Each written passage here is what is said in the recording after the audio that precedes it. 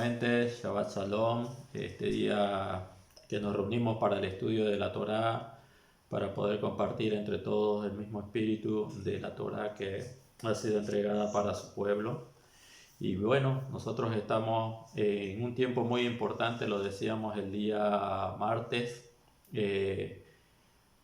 ya empezó el mes de Elul, el sexto mes del calendario hebreo, estamos rumbo al séptimo mes y eso ya también habla o nos indica a nosotros que las festividades importantes del séptimo mes van a empezar a manifestarse y nosotros tenemos que prepararnos.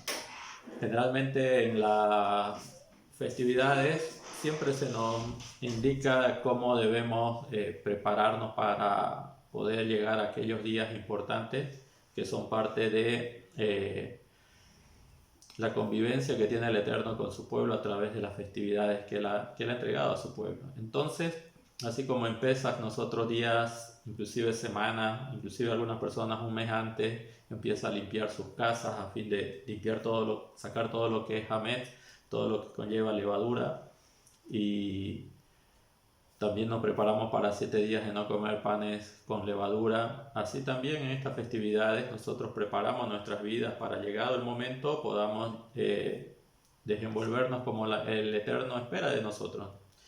Y explicábamos el día martes acerca de lo importante de estos días previos al séptimo mes, específicamente el mes de Elul, el mes de la Teshuvá, el mes como nosotros tenemos la oportunidad de prepararnos para llegar a esas santas convocaciones del séptimo mes. A saber, el séptimo mes comienza con Yom Teruah. Yom Teruah es la festividad que es el primero de Tisri, el séptimo mes del calendario hebreo, y habíamos dicho que en esa festividad todas las almas del pueblo de Israel, todos nosotros somos juzgados por el tribunal celestial, por parte del Eterno.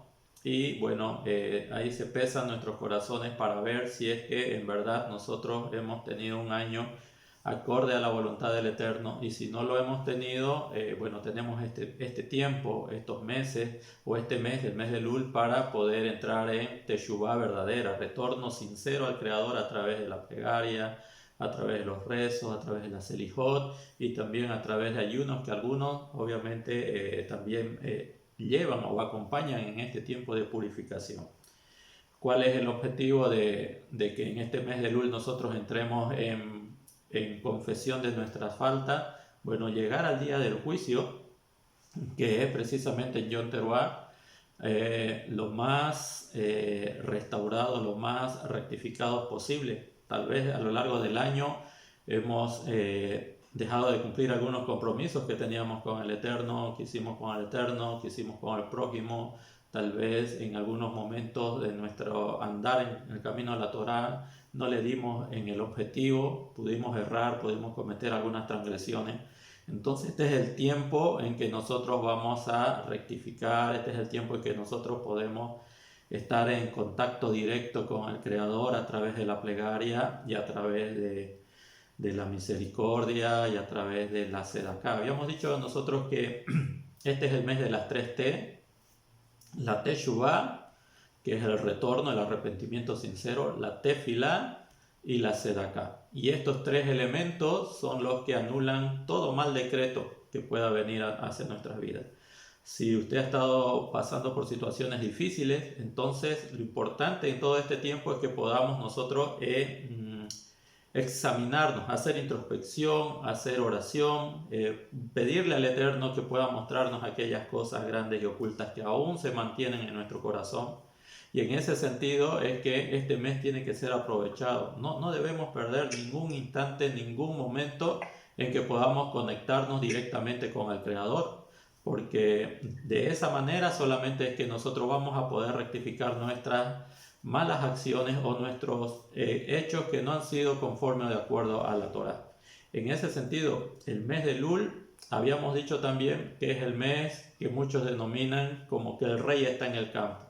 Y habíamos puesto la analogía de que ustedes saben que un gobernante, un dignatario, en este caso un monarca, un rey, Habitualmente para hablar con una persona común, la persona común tiene que hacer gestiones, tiene que hacer un protocolo, tiene que anunciarse con anticipación, tienen que analizar su caso para ver si es que es posible que el rey lo atienda de forma personal. Y bueno, eso puede llevar mucho tiempo. La entrevista de una persona del pueblo con un rey puede llevar mucho tiempo. Sin embargo, los sabios del pueblo de Israel nos han comentado, nos han dicho que este es el mes en que el rey está en el campo. Este es el mes en que el Eterno deja el trono para relacionarse directamente con usted. Y usted no tiene necesidad de ir al palacio, por así decirlo, sino que es el rey quien viene a encontrarse con usted. Entonces este es el mes en el cual nosotros debemos aprovechar con la Teshuvá, con la Tefilá, que es la plegaria, la oración, y con los actos de misericordia, que es la Sedaká. Trate usted de conectarse de esa manera con el Creador para llegar, obviamente, al tiempo de los Yamim Noraim, los días temibles, donde nuestras almas son juzgadas. Recuerde que el séptimo mes comienza el 1 de Tisri, es Yom Teruah, ahí empieza el juicio de nuestras almas. Todos nos presentamos todas nuestras almas se presentan delante del trono celestial, delante del gran juez, y empieza un juicio. Es ahí cuando se determina cuáles son las condiciones en las que usted está delante del gran rey, del rey del universo.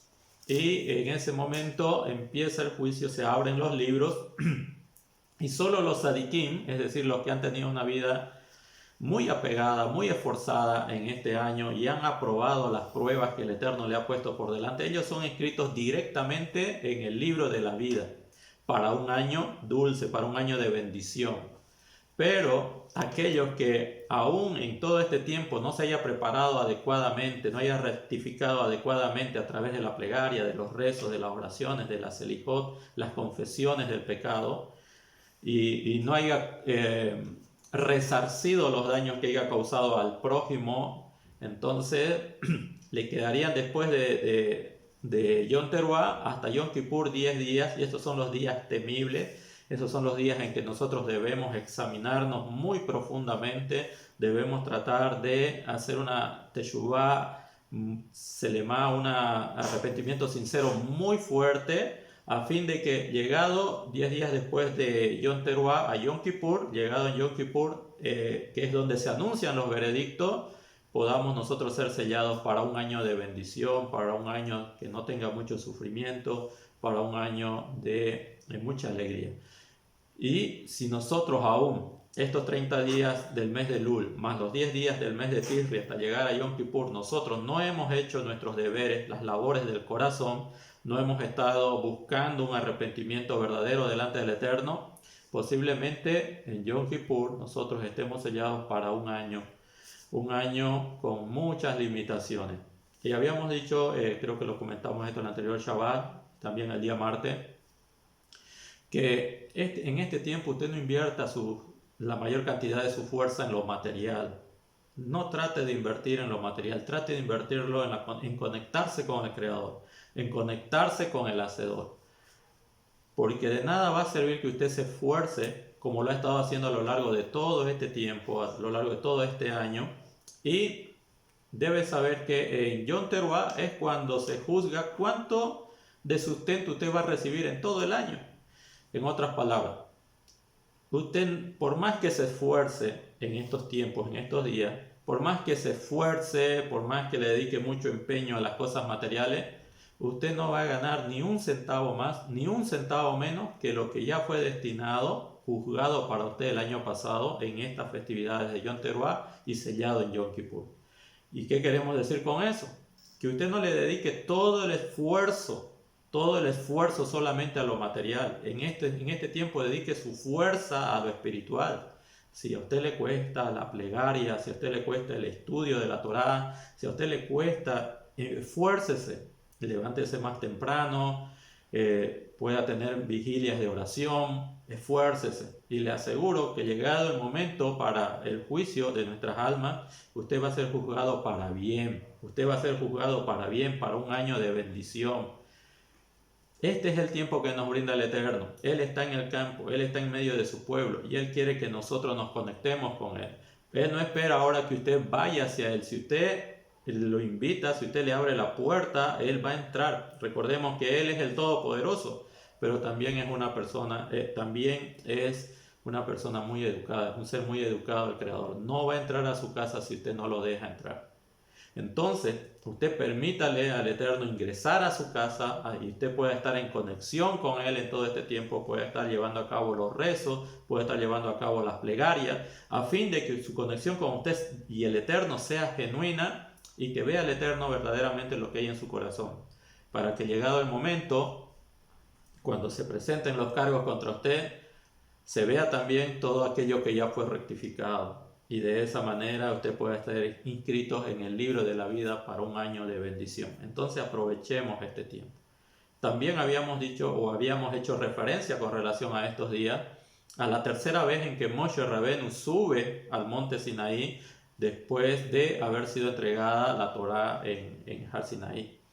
Recordemos que la primera vez que sube Moshe sube para recibir las primeras tablas de la ley escritas, grabadas, y aparte la revelación de la Torá. Pero cuando él desciende, encuentra al pueblo que se había desenfrenado en pos de la idolatría, en pos de los becerros de oro que habían hecho, y Moshe quebró las tablas. Esa fue la primera vez que él subió al monte Sinaí, 40 días y 40 noches. Se dice que también eso, y prácticamente cuando se quebran las tablas fue el 17 de Tamuz, y por eso es que decíamos nosotros que el 17 de Tamuz hasta el 9 de Ab es un tiempo de mucha introspección, de mucha búsqueda, de mucha pedirle al Eterno protección por las cosas que a lo largo de la historia le han acontecido al pueblo de Israel. Bueno, llegó el 9 de Ab. Desde el 9 de Ab, Moshe empieza nuevamente a subir a la presencia del Eterno, esta vez para interceder y que no los destruya el Eterno. Y sabemos nosotros que el Eterno decide no destruir al pueblo de Israel. Pero como el pueblo no estaba muy seguro, el pueblo, a pesar de que había escuchado de boca de Moshe Rabenu que el Eterno había decidido no destruirlo por la falta que habían hecho con el pecado del becerro de oro, es que Moshe, se dice que unos dicen el 29 de Ab y otros dicen el 1 de Elul, sube por segunda vez sube, o por tercera vez, mejor dicho, sube al monte Sinaí, y esta vez para recibir las segundas tablas de la ley. ¿Cuándo empieza la subida? Comienza, como he dicho, algunos sabios dicen que es el 29 de Ab, otros dicen no, es el 1 de Elul. Y sube Moshe por 40 días, y en Yom Kippur es que le entrega al Eterno al pueblo de Israel las segundas tablas de la ley, y el pueblo se regocija. ¿Por qué? Porque en ese día, cuando recibe las segundas tablas de la ley, que es Yom Kippur, el día del juicio, el Eterno selló el perdón para su pueblo y les entrega nuevamente esas segundas tablas de la ley.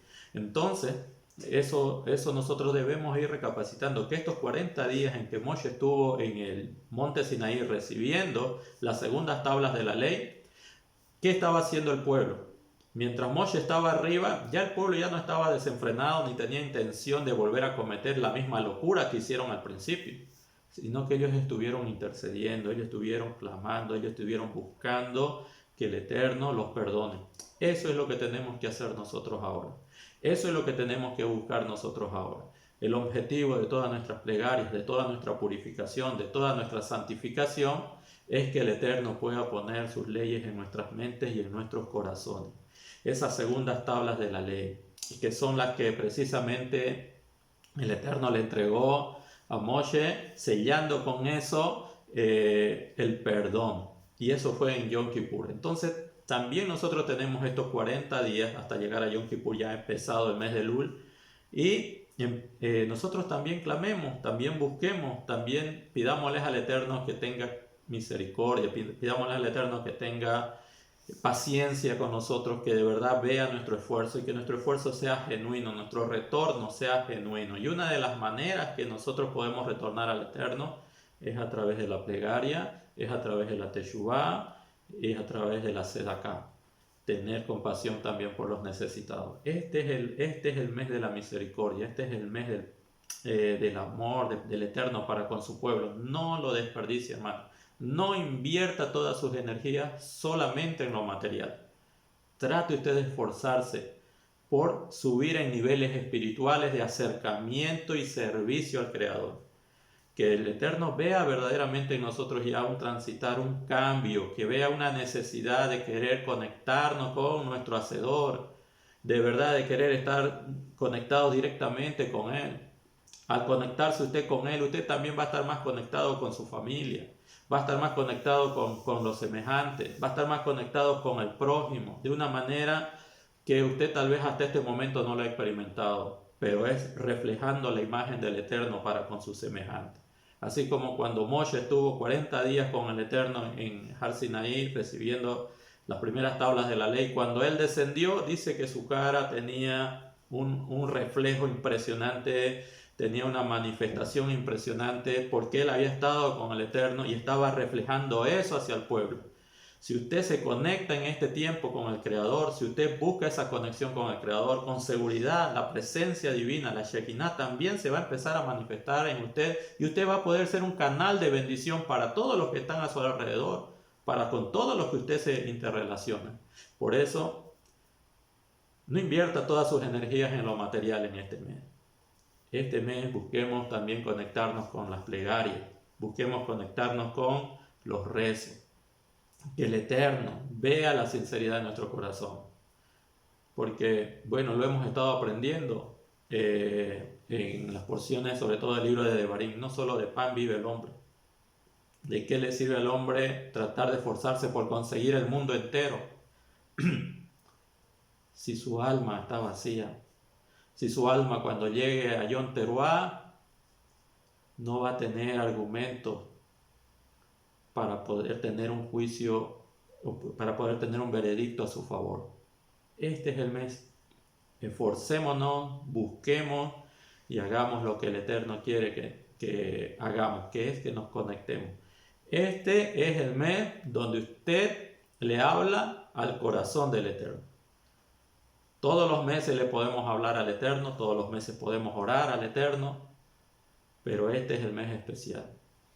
Y también habíamos dicho que este es el mes en el cual se entiende por el contexto de las escrituras, sobre todo de los escritos de los discípulos del Mashiach, que el Mashiach, estos 40 días desde el 1 de Elul hasta el 10 de Tisri, que es Yom Kippur, son los días que él estuvo en el desierto purificándose para empezar el año de la buena voluntad del Eterno. Recordemos que en Yom Kippur se toca el shofar y empieza a contarse un año, el año que sirve para la cuenta de los jubileos. Y es que nosotros hemos dicho que hay 120 jubileos para el ser humano, y luego de los 120 jubileos, el año 6000, por así decirlo, de la creación, comienza el reino de Elohim en este mundo. Y posiblemente, si los conteos son correctos, si los conteos son adecuados, nadie tiene la certeza, especialmente en el exilio no tenemos la certeza en qué año estamos específicamente, pero algunos dicen que después de que se produjo la reconquista de Jerusalén en la guerra de los 6 días, en la guerra de Yom Kippur, en la guerra de los 6 días, que eso fue en 1967, ese era el jubileo número 119, y que 50 años después estaríamos en el jubileo número 120, y esto prácticamente cerraba en el 2017. Si es así como dicen algunos, entonces ya empezó el séptimo milenio, y en cualquiera de estos Yom Teruah puede volver el Mashiach. En cualquiera de estos Yom Teruah puede volver el Mashiach, porque Yom Teruah también representa el tiempo de la resurrección de los muertos. Y según dicen las cartas de Rav Shaul, lo que él establece en Tesalonicenses 4, del verso 13 en adelante, es que cuando se toca el shofar de Elohim, los muertos, creyentes en el Mashiach y todos los justos entre las naciones van a resucitar para entrar al mundo por venir, o al reino de Elohim. Entonces, si eso es el conteo que llevan algunos es correcto, puede ser que en cualquiera de estos Yom Teruah llegue el Mashiach, aunque nadie sabe el día y la hora precisamente, pero nosotros debemos estar preparándonos a fin de que no nos sorprenda como sorprende el ladrón en la noche, la venida del Mashiach. Entonces, nosotros tenemos este tiempo para poder prepararnos, este tiempo para poder demostrarle al Eterno que su palabra verdaderamente trajo fruto y está dando fruto en nuestra vida. Porque recordemos los 4 niveles de terrenos que hay para los creyentes, específicamente los seguidores del Mashiach, de Joshua. La palabra a veces cae en terrenos pedregosos, otros caen al lado del camino, otros caen entre espinos, y solamente de todos ellos un 25%, es decir, otra semilla cae en buena tierra. De nosotros depende preparar el terreno.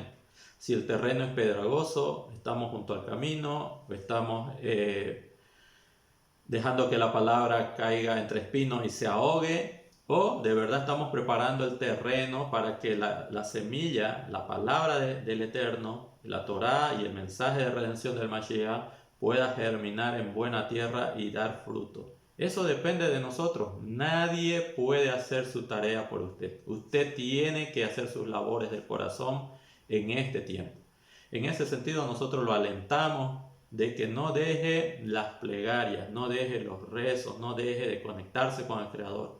Ábrale la puerta al Eterno para que Él entre a su hogar, Él entre a su vida, usted pueda conectarse, usted y su familia se puedan conectar, y a través de usted todos en su familia se puedan contagiar con la espiritualidad. Es importante que hagamos esa labor, es importante que hagamos ese trabajo, puesto que todo lo que estamos viendo que sucede a nuestro alrededor nos indica que la redención está ahí, está a las puertas.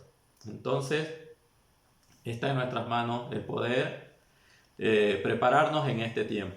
Simplemente como manera introductoria para que usted no pierda de vista este tiempo de bendición que nos regala el Eterno. Estos son los días en que debemos conectarnos con el Eterno. Estos son los días en que debemos estar familiarizados con la plegaria. Estos son los días en que nosotros debemos incrementar nuestro esfuerzo buscando la conexión con el Creador.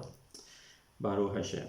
Bien, vamos a ir entonces a comentar sobre la porción de la Torá, la porción Shoftim. Y Shoftim y Shoftrim son 2 palabras hebreas que significan jueces y policías. En esta porción de la Torá voy a leer algunos temas, son muy importantes para que entendamos a dónde apunta, qué es lo que el Eterno a través de Moshe, nuestro maestro, quiere transmitir al pueblo. Quiere que el pueblo pueda reconocer un patrón de conducta que el Eterno está preparando para que todos puedan entender cuál es el objetivo de estas palabras. En esta porción de la Torá, Shoftim, se habla de que en la sociedad se pueden implantar jueces y policías. Pero más adelante se habla sobre los reyes, ¿ya? Esto está en Devarim 17, 14 y 15, nos habla sobre los reyes. Entonces, como ya han explicado los sabios, hay un patrón aquí. El Eterno quiere establecer precisamente un gobierno que esté plenamente estructurado. Los jueces, los policías apuntan más adelante a lo que va a ser un rey. Es decir, que la sociedad no se debe estructurar desde arriba, desde el rey, y luego estructurar todo lo demás. Es todo lo contrario. Desde la misma sociedad se establece primero que entre ciudadanos se puedan manifestar acorde a lo que está escrito en la Torá, mantener un orden, mantener una ética entre cada uno de los seres humanos, la paz entre cada uno de los seres humanos que van a conformar un determinado estado. Pero aquí el Eterno le habla al pueblo de Israel y le dice, como está escrito, jueces, esto está en Devarim 16-18, que es el verso que inicia nuestra porción. Jueces y oficiales nombrarás para ti en todas tus ciudades que el Eterno tu Elohim te otorgue para tus tribus, para que juzguen al pueblo con justicia recta. Bien, entonces como vemos aquí el Eterno quiere establecer en medio de su pueblo los estándares para que el pueblo se desarrolle en armonía, en paz, y que ellos sepan que tienen que mantenerse acorde a lo que ya está estructurado en la Torá. De tal manera que estos jueces y estos policías tienen que mantener el orden y la paz en medio de la convivencia que va a haber entre el pueblo de Israel. Pero como dijimos, todo esto apunta para luego nombrar un rey. Es decir, cuando todo esté establecido, ya se va a poder establecer también un rey. Entonces, ese es uno de los temas que habla esta porción de la Torá, establecer jueces y oficiales o policías. Y también en el verso 21 de Devarim 16 nos habla acerca de la prohibición de las formas de idolatría. Esto estaba referido específicamente a la adoración, al culto de los árboles que se hacía debajo de los árboles, y esto se ha perpetuado a través de las tradiciones paganas y que ha desembocado en muchas culturas con el culto a la natividad o navidad del ídolo Tamuz, ¿no? que ha adquirido en muchas nacionalidades nombres de acuerdo a la religión que se profesa en cada nacionalidad. Pero el pensamiento es idolátrico, el pensamiento está muy enraizado en tradiciones y costumbres paganas, lo cual el Eterno lo prohíbe. También en esta porción de la Torá se habla sobre cómo es que a veces los jueces, cuando no puedan determinar un asunto, acudan a los Cohen, a los Levíim, y lo que determinen los Cohen y los Levíim en determinadas circunstancias, eso es lo que debería aplicarse. Hay situaciones que van a escapar específicamente al conocimiento o al alcance que tengan los jueces, pero en esos momentos no se debe dejar el caso sin justicia, sin resolver. Se acude a los Levíim o al Cohen, y lo que digan ellos, lo que ellos instruyan, es lo que tiene que aplicar el juez. Entonces es muy importante cómo vemos que el Eterno quiere que se vaya estructurando el orden judicial dentro de la comunidad del pueblo de Israel. Obviamente que las leyes que van a regir en este sentido son las leyes que el Eterno le está entregando a su pueblo, que le ha estado entregando durante 40 años en el desierto. De tal manera que es un tema muy importante. Luego vemos, habíamos dicho en Devarim 17:14 se habla sobre elegir un rey y cuáles son sus responsabilidades. En el capítulo 18 empieza hablando sobre los privilegios que van a recibir los sacerdotes y levitas. Más adelante en el capítulo 18 también se habla sobre la prohibición de sacrificios de niños y la adivinación y la magia. Bueno, hubiésemos querido tocar este tema, lo hemos hecho muchas veces ya en años anteriores, pero es un tema muy presente, muy actual. Hoy las personas siguen buscando espiritualidad, pero la espiritualidad que están tratando de buscar no es específicamente el camino correcto. Y no vamos a negar que a través de la adivinación, a través de las artes mágicas, haya algunos poderes, no lo podemos negar. Inclusive hay personas que utilizando la adivinación hablan de cosas futuras y algunas se cumplen. Entonces como que hay algo, no vamos a decir que es verdad, pero hay algo que se manifiesta detrás de todo eso que nosotros no podemos negar su efecto. Aún si eso fuera valedero, acudir a un adivino o a artes mágicas o a hechicería para poder determinar qué nos puede pasar en el futuro, aún si eso es verdad, eso está prohibido por el Eterno. Eso está prohibido por el Eterno, y esos poderes actúan simplemente para probar nuestra obediencia. Entonces nosotros no podemos llevar anatema a nuestros hogares. No podemos llevar cosa inmunda a nuestros hogares, y no podemos practicar bajo ningún concepto ni poner nuestra confianza en esas cosas, porque eso definitivamente el Creador no lo permite. Definitivamente eso en medio de su pueblo tiene que ser erradicado. Y bueno, por eso decíamos que este es un tema muy importante. Entonces usted no ponga tal vez el destino de su futuro en estas cosas, aunque alguien le vaya a decir, mira, esto me dijeron y se cumplió. No negamos de que hay cierto poder, cierta influencia o un cierto conocimiento detrás de todo esto, y específicamente de las personas que practican estas artes, pero lo que sí nosotros debemos saber es que esto está prohibido.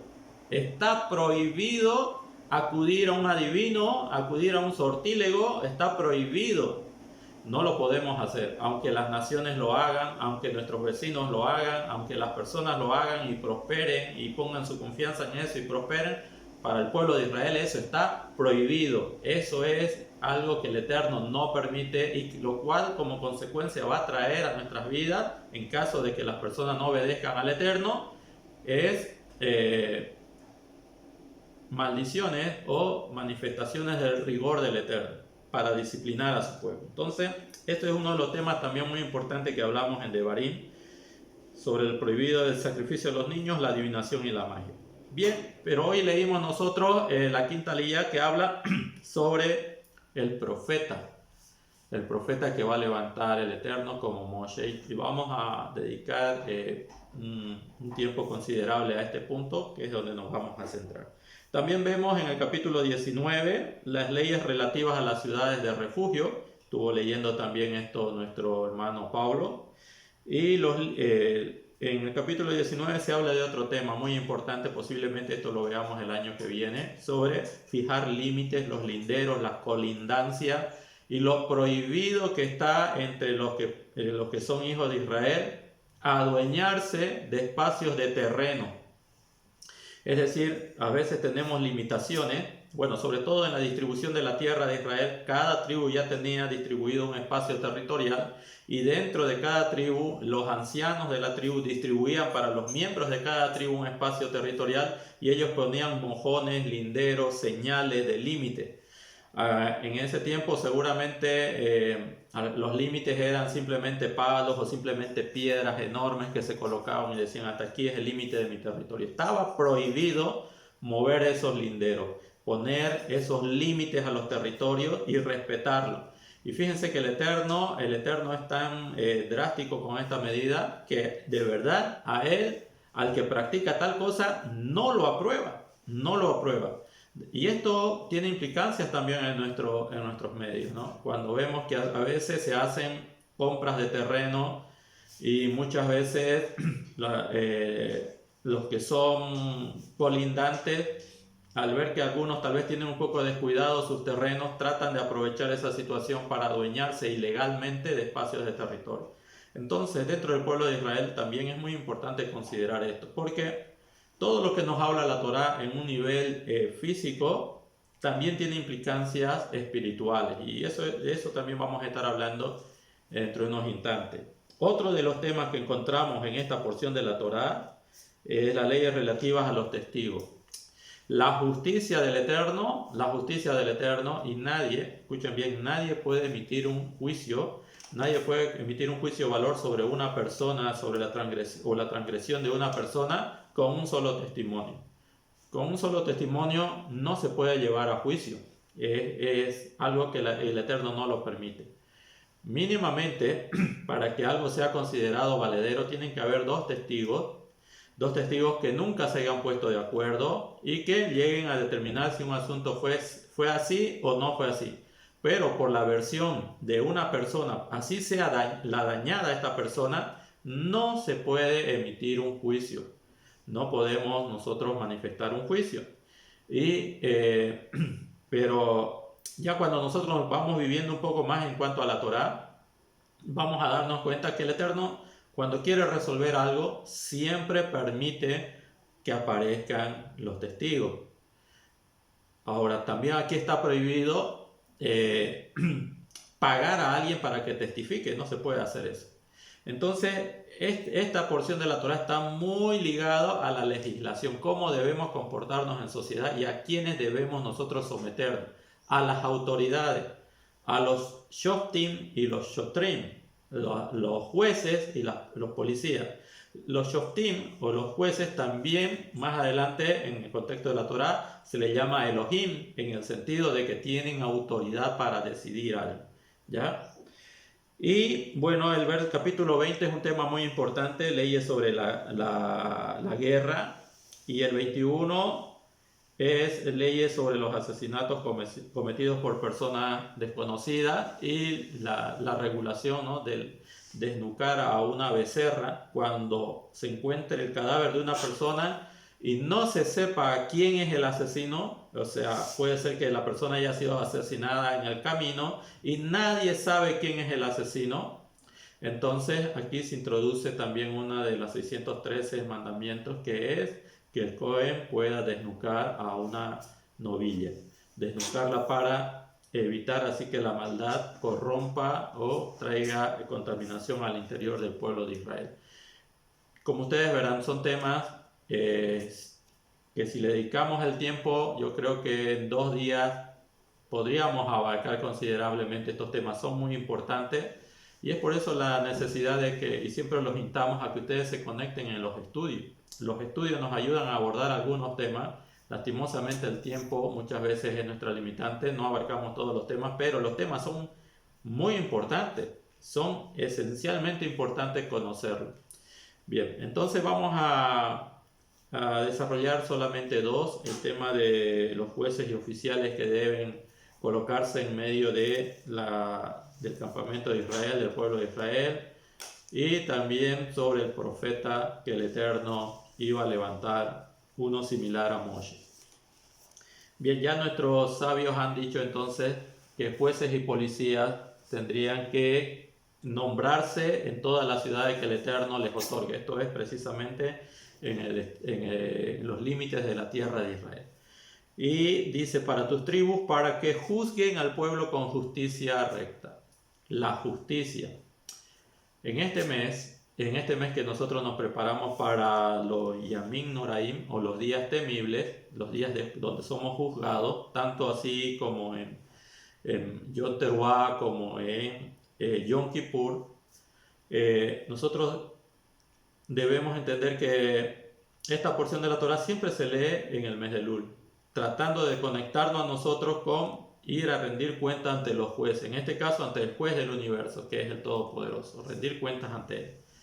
Y esto es para despertar en nosotros la necesidad de la teshuvá verdadera, la necesidad de corregir los actos. Recordemos que las mismas escrituras dicen que en Eclesiastés 7:20 que no hay justo que nunca peque, no hay justo que siempre haga el bien y nunca peque, o sea, nunca pueda errar. Y en ese sentido, si un justo puede transgredir algunos principios de la Torá, imagínense en qué condición nosotros nos encontramos. Imagínense ustedes en qué condición nosotros caemos en esta situación. Si el justo, el sadik, puede llegar a pecar, entonces quiere decir que nosotros debemos tener mucho cuidado para no llegar a transgredir las misbot del Eterno. Debemos nosotros dejar el orgullo, debemos dejar nosotros la autosuficiencia, a fin de poder entender de que no estamos exentos de ser engañados por la mala inclinación. Y es por eso que el Eterno le pide al pueblo de Israel que pongan jueces y policías, para que puedan estar resguardando también la convivencia entre ellos. Pero esto se lo dice en función de las ciudades, de los límites de las ciudades, ¿ya? Límites de las ciudades. En ese sentido, un aspecto espiritual y personal para cada uno, también la Torah está hablando para que nosotros pongamos límites, pongamos también jueces, pongamos también policías en nuestros sentidos de nuestra vida. Dicen los sabios que han estado ellos viendo el comportamiento del cuerpo humano, y ustedes saben que ellos han llegado a determinar funciones específicas del cuerpo humano. Y bueno, unos sabios han llegado a ver cómo está constituido el ser humano. Y en sus notas, en sus apuntes, en sus observaciones, ellos se han dado cuenta la relación que hay entre una ciudad y el ser humano. Son relaciones o son similitudes que a nivel espiritual o a nivel de revelación de cada función de los órganos manifiestan que tenemos una relación muy fuerte con una ciudad. Y algunos dicen que inclusive el ser humano es como un mundo, En ese sentido, cuando nosotros vemos cómo estamos configurados por parte del Eterno, cómo configuró el cuerpo humano, el ser humano, entonces, y al tener una relación con el mundo y al tener un reflejo con las ciudades, Entonces estos jueces y policías son también para precautelar y cuidarnos a nosotros como seres humanos. Si bien aquí la Torá especifica para las ciudades, estamos diciendo que los sabios llegan a determinar que el ser humano se parece, tiene una similitud muy grande también a las ciudades, inclusive al mundo entero.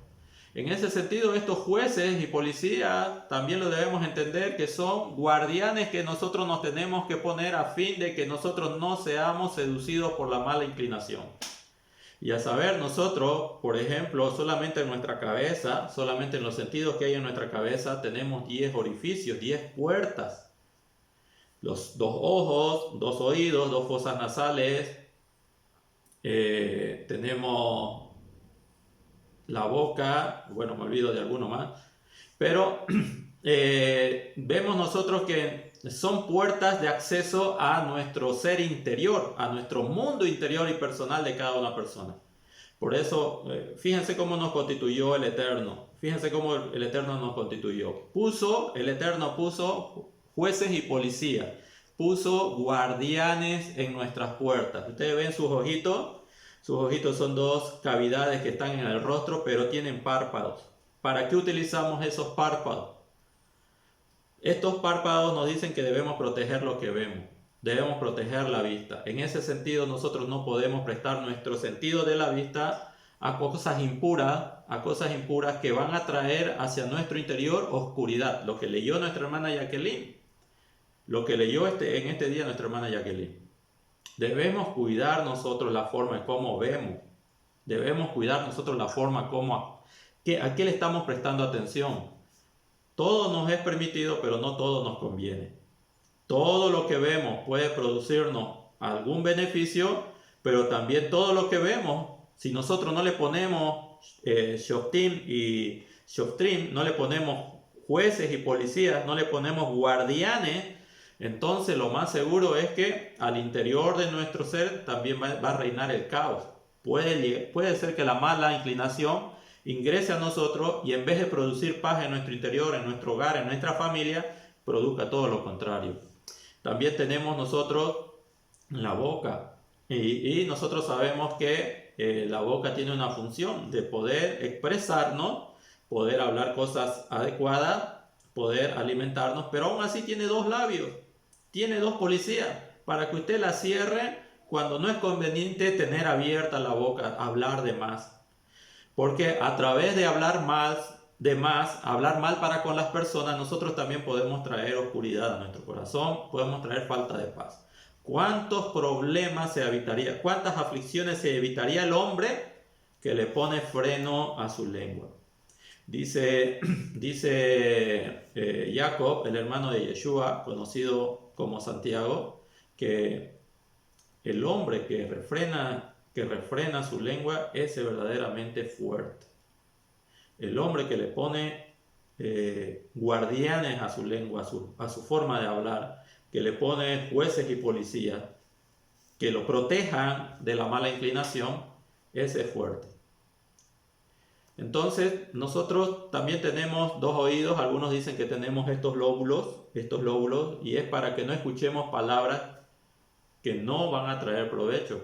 Tenemos que nosotros también poner jueces y policías en nuestra forma de escuchar. Entonces, como ustedes verán, los sentidos que nos dan conciencia del mundo exterior afuera de nosotros, debemos saber poner límites, debemos ponerle guardianes, debemos saber cómo actuar de tal manera que nosotros no destruyamos nuestra forma de ser.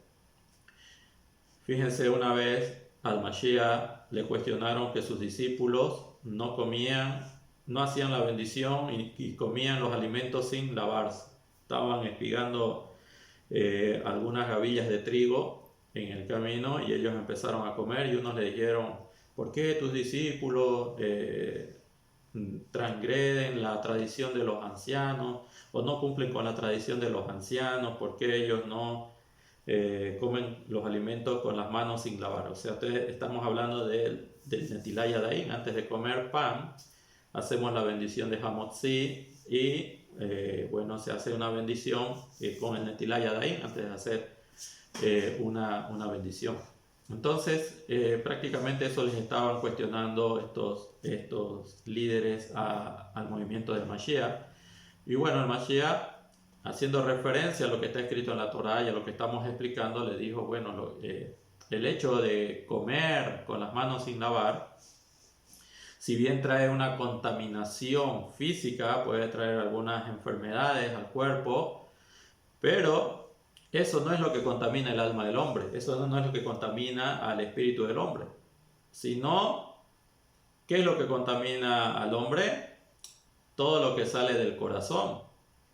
Y del corazón salen los malos pensamientos, salen los homicidios, salen las mentiras, bueno, toda una lista de acciones que se han tenido que introducir por alguno de nuestros sentidos. ¿Por qué? Porque las personas no han puesto guardianes en sus sentidos a fin de mantener al ser interior en el sentido de tranquilidad y paz, alineado con la voluntad del Eterno. Han tenido que introducir o dejar introducir a su interior, o la mala inclinación los engañó para sentirse afectados por lo que escucharon, para sentirse afectados por lo que otros hablaron, sentirse afectados por lo que vieron, y entonces el hombre se contamina espiritualmente. ¿Por qué se contamina espiritualmente? Porque no puso guardianes en su sentido. Y luego empieza a actuar con toda esa contaminación en su interior. Por eso la Sagrada Torá, tan sabia es la Torá, que nos ruega, perdón, no nos ruega, nos impone que seamos cuidadosos, que pongamos guardianes en nuestras ciudades, en nuestro ser interior. ¿Cuántas personas a través de los ojos y a través del internet, que es un recurso que utiliza la mala inclinación para engañar inclusive a los escogidos y estar sumergidos en cosas impuras en el internet, o buscando hacer negocios no correctos en el internet, caen en las artimañas de la mala inclinación? ¿Por qué? Porque no están protegidos. Entonces, cuando dice la Torá, jueces y policías pondrás en tus ciudades, eso significa que nosotros debemos protegernos. Nosotros mismos debemos protegernos. Nosotros mismos debemos tener en cuenta de que la mala inclinación es muy sutil. La mala inclinación puede engañarnos, porque no hay justo que haga el bien y nunca peque. Nos puede engañar.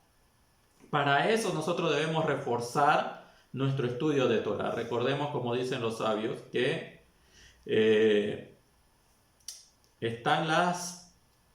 está el pecado muchas veces, pero también está el antídoto. Y el antídoto para la transgresión es la Torá, el estudio de la Torá, el apegarnos a la Torá, el darle lugar a la Torá, el dejar que la Torá entre y se interiorice en nosotros antes de que se interioricen otras cosas. Y en la medida que nosotros nos fortalecemos en el estudio de la Torá, nosotros vamos a estar más protegidos, vamos a tener más guardianes, nuestras conciencias van a estar más enfocadas en lo espiritual y en lo que de verdad nos conviene. Pero en la medida de que nosotros dejamos, y como decíamos al principio, le invertimos mucho esfuerzo a lo material y dejamos nosotros el estudio de la Torá, dejamos nosotros el conocimiento espiritual, lo más seguro es que la mala inclinación no va a encontrar oposición y va a entrar como quien entra a una ciudad que no tiene, por así decirle, guardianes en su frontera. Es como cuando entramos nosotros por un peaje donde no hay quien controle. Entra, la mala inclinación entra, no hay quien lo refrene, no hay quien lo detenga. Entonces, en la medida que nosotros estudiamos Torá, en la medida que nosotros nos revestimos con la Torá, también se potencializan nuestros guardianes y policías al interior. De ahí la importancia de que nosotros podamos entender que solamente con el estudio de la Torá vamos a hacer frente a las artimañas de la mala inclinación. Y mejor si usted estudia en grupo, mejor si usted estudia con otras personas la Torá. Estudiar por su cuenta es bueno, pero mucho mejor es estudiar entre varias personas. Porque si usted estudia solo, no hay quien lo corrija. Y si usted estudia con otros hermanos que han pasado por otras situaciones, usted va a recibir consejo y corrección. Es muy importante el estudio de la Torá, no dejar de estudiar. Por eso nosotros nuevamente lo invitamos a que usted pueda estudiar los martes y los jueves en nuestra comunidad. y lo hacemos a través de los medios virtuales. Usted se pueda conectar con la Torá. Usted pueda ir poniendo guardianes y policías en todas las puertas de su ciudad. En todas las puertas de su ciudad. Bien, perdón, quería rectificarme, no son 10 aberturas, son 7, es como una menorá. Somos como una menorá y tenemos que alumbrar. Y a veces la menorá, nosotros en vez de alumbrar, estamos apagados.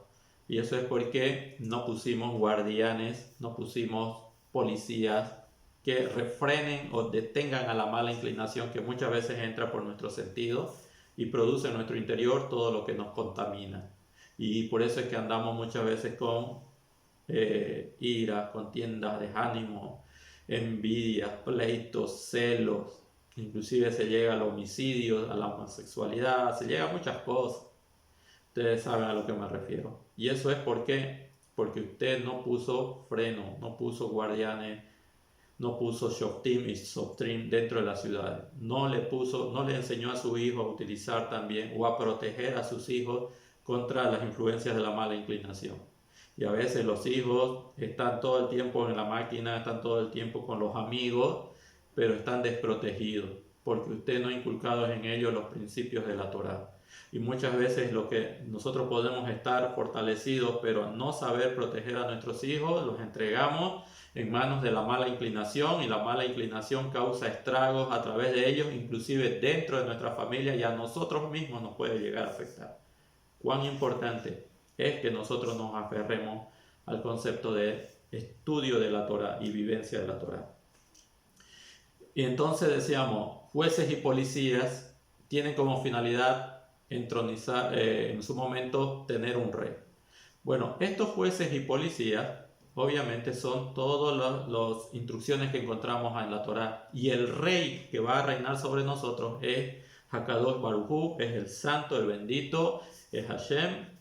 Él es nuestro rey, por eso cada día nosotros nos referimos a él con bendiciones y decimos: bendito es usted, Adonai, rey del universo. O sea, el pueblo reconoce el reinado del Todopoderoso, pero esa conexión, el poder entender quién es nuestro rey implica de que nosotros lo hagamos por los medios que él lo establece. Él también es nuestro rey y él es también nuestro juez. Entonces él va a determinar en qué condiciones nosotros estamos o no poniendo jueces y policías a nuestro entorno. En ese sentido, entonces nosotros también debemos entender que cuán importante es que usted, hermano, todo lo que va estudiando de la Torá, trate de ponerlo por obra. Esfuércese en estos días. Busquemos fortalecer nuestro conocimiento de la Torá para que de esa manera nosotros de verdad reconozcamos al rey que está en medio de nosotros, que es el Todopoderoso, que es Hashem. Si nosotros no tenemos estructurados nuestros jueces y nuestros policías, lo más seguro que también no estaremos sirviendo adecuadamente al rey soberano sobre toda la creación. De ahí nuestra importancia que nos vincula a poder desarrollar nuestro apego al Eterno por medio de su Torah. En ese sentido nosotros debemos esforzar. Bien, ese es uno de los puntos que queríamos tocar. No deje usted que las artimañas de la mala inclinación tome ventaja. Consulte a las personas que tienen conocimiento de Torah. Consulte usted a las personas que ya tienen un andar en la Torah. Que usted vea que se están comportando a la altura de la Torah. Porque en este camino de la Torah nosotros debemos unirnos siempre a personas que tienen mayor conocimiento de Torah. Y cuando no haya ese conocimiento de Torah, nosotros debemos tratar de buscar el estudio de la Torah.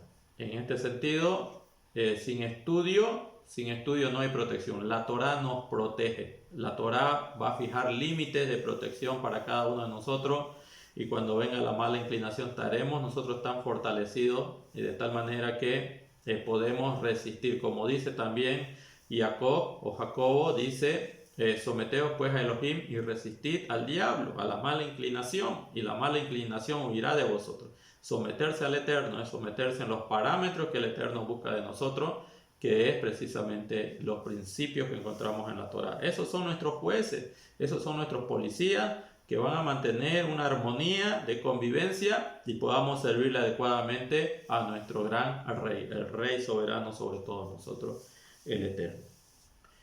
Muy bien, el otro punto que queríamos tocar en este tiempo como seguidores del Mashiach Yehoshua es el argumento que muchos han encontrado dentro del judaísmo, especialmente de nuestro hermano en la casa de Judá, el rechazo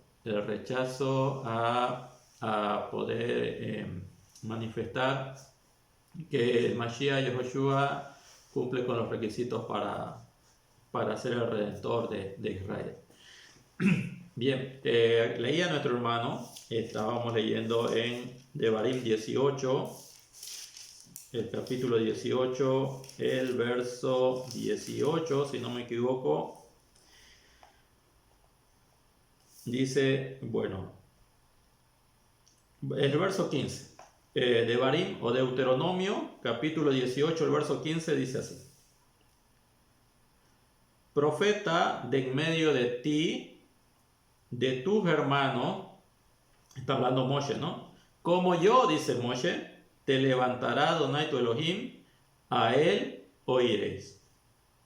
Conforme a todo lo que pediste a Adonai tu Elohim en Horeb el día de la asamblea, diciendo, no vuelva yo a oír la voz de Adonai mi Elohim, ni vea yo más este gran fuego para que no muera. Y el Eterno me dijo, han hablado bien en lo que han dicho. El verso, el pasuk o verso 18 dice, profeta les levantaré de en medio de sus hermanos como tú, y pondré mis palabras en su boca, y él les hablará todo lo que yo le mandare. Mas cualquiera que no oyere mis palabras que él hablare en mi nombre, yo le pediré cuenta. A continuación dice, el profeta que tuviere presunción a hablar palabra en mi nombre, a quien yo no le haya mandado hablar, o que hablare en nombre de dioses ajenos, el tal profeta morirá. Y si dijeres en tu corazón, ¿cómo conoceremos la palabra de Adonai, que Adonai habló? ¿Cómo conoceremos la palabra que Adonai no ha hablado? Si el profeta hablare en nombre de Adonai y no se cumpliere lo que dijo, ni aconteciere, es palabra que Adonai no ha hablado. Con presunción la habló el tal profeta, no tengas temor de él, no lo sigas a él. Es más, ya antes nos dice, tiene que morir.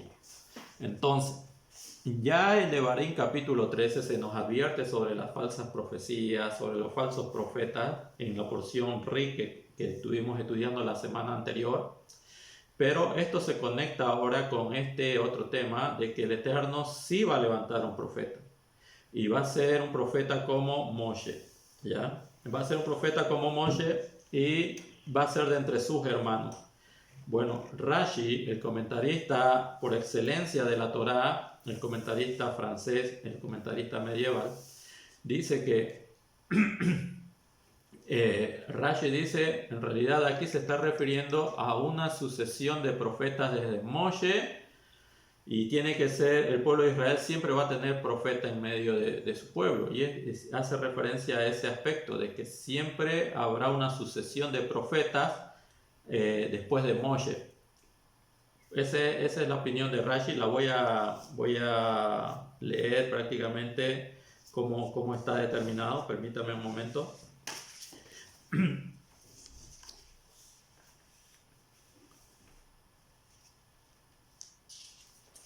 Aquí está.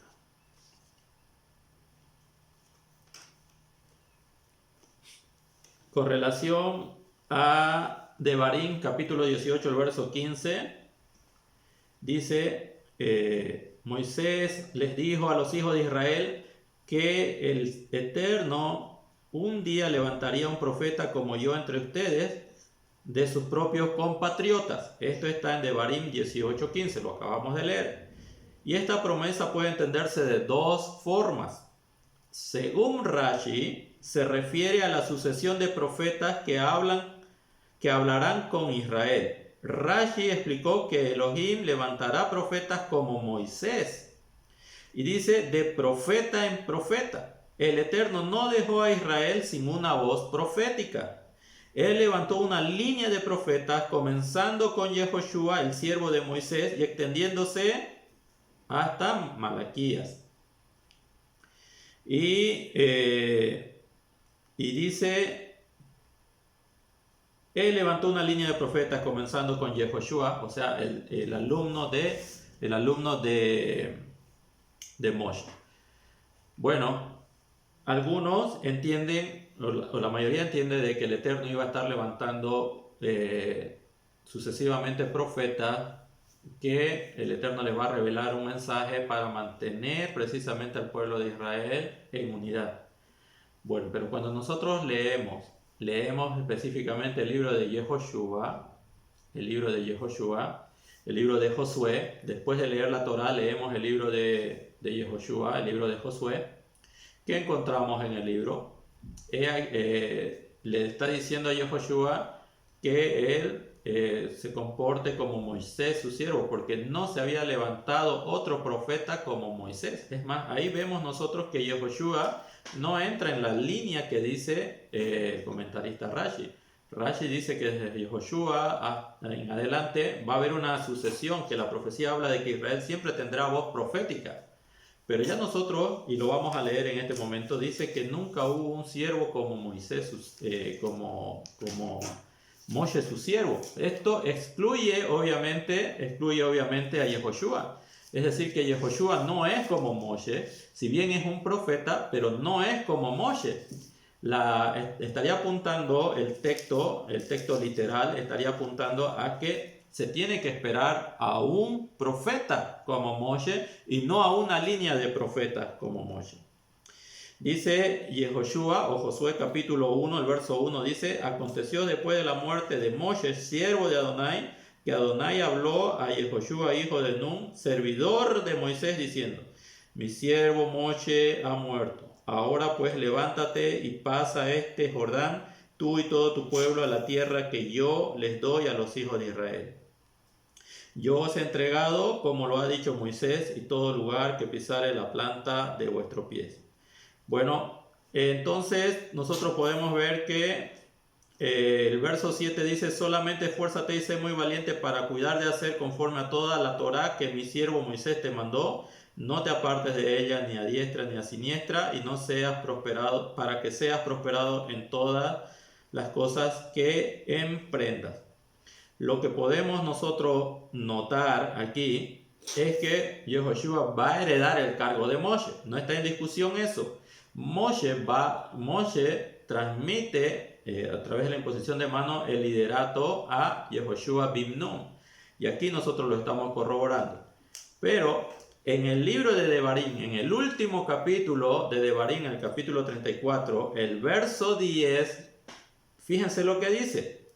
Devarim 34, el verso 10, está antecito de lo que acabamos de leer. Lo que acabamos de leer nos manifiesta, bueno, Rashi dice que desde Yehoshua en adelante va a venir una sucesión de profetas, que en realidad eso es lo que quiere decir Devarim 18:18 o 18:15, que va a venir una sucesión de profetas, una línea de profetas, y que Israel nunca va a quedar sin voz profética. Esa es la interpretación de Rashi. Sobre todo sobre el verso 15 es lo que él dice. Pero fíjense lo que dice en Devarim capítulo 34, el verso 10. Y nunca más se levantó profeta en Israel como Moshe, quien haya conocido a Adonai cara a cara. Wow, nunca más se levantó un profeta como Moshe. Entonces Yehoshua no es como Moshe. La profecía de Yehoshua bin Nun no es como la de Moshe. Entonces, si Rashi dice que empieza desde Yehoshua y continúa así en la línea de todos los profetas, entonces habría una contradicción. Nunca se levantó otro profeta como Moshe. ¿Qué quiere decir?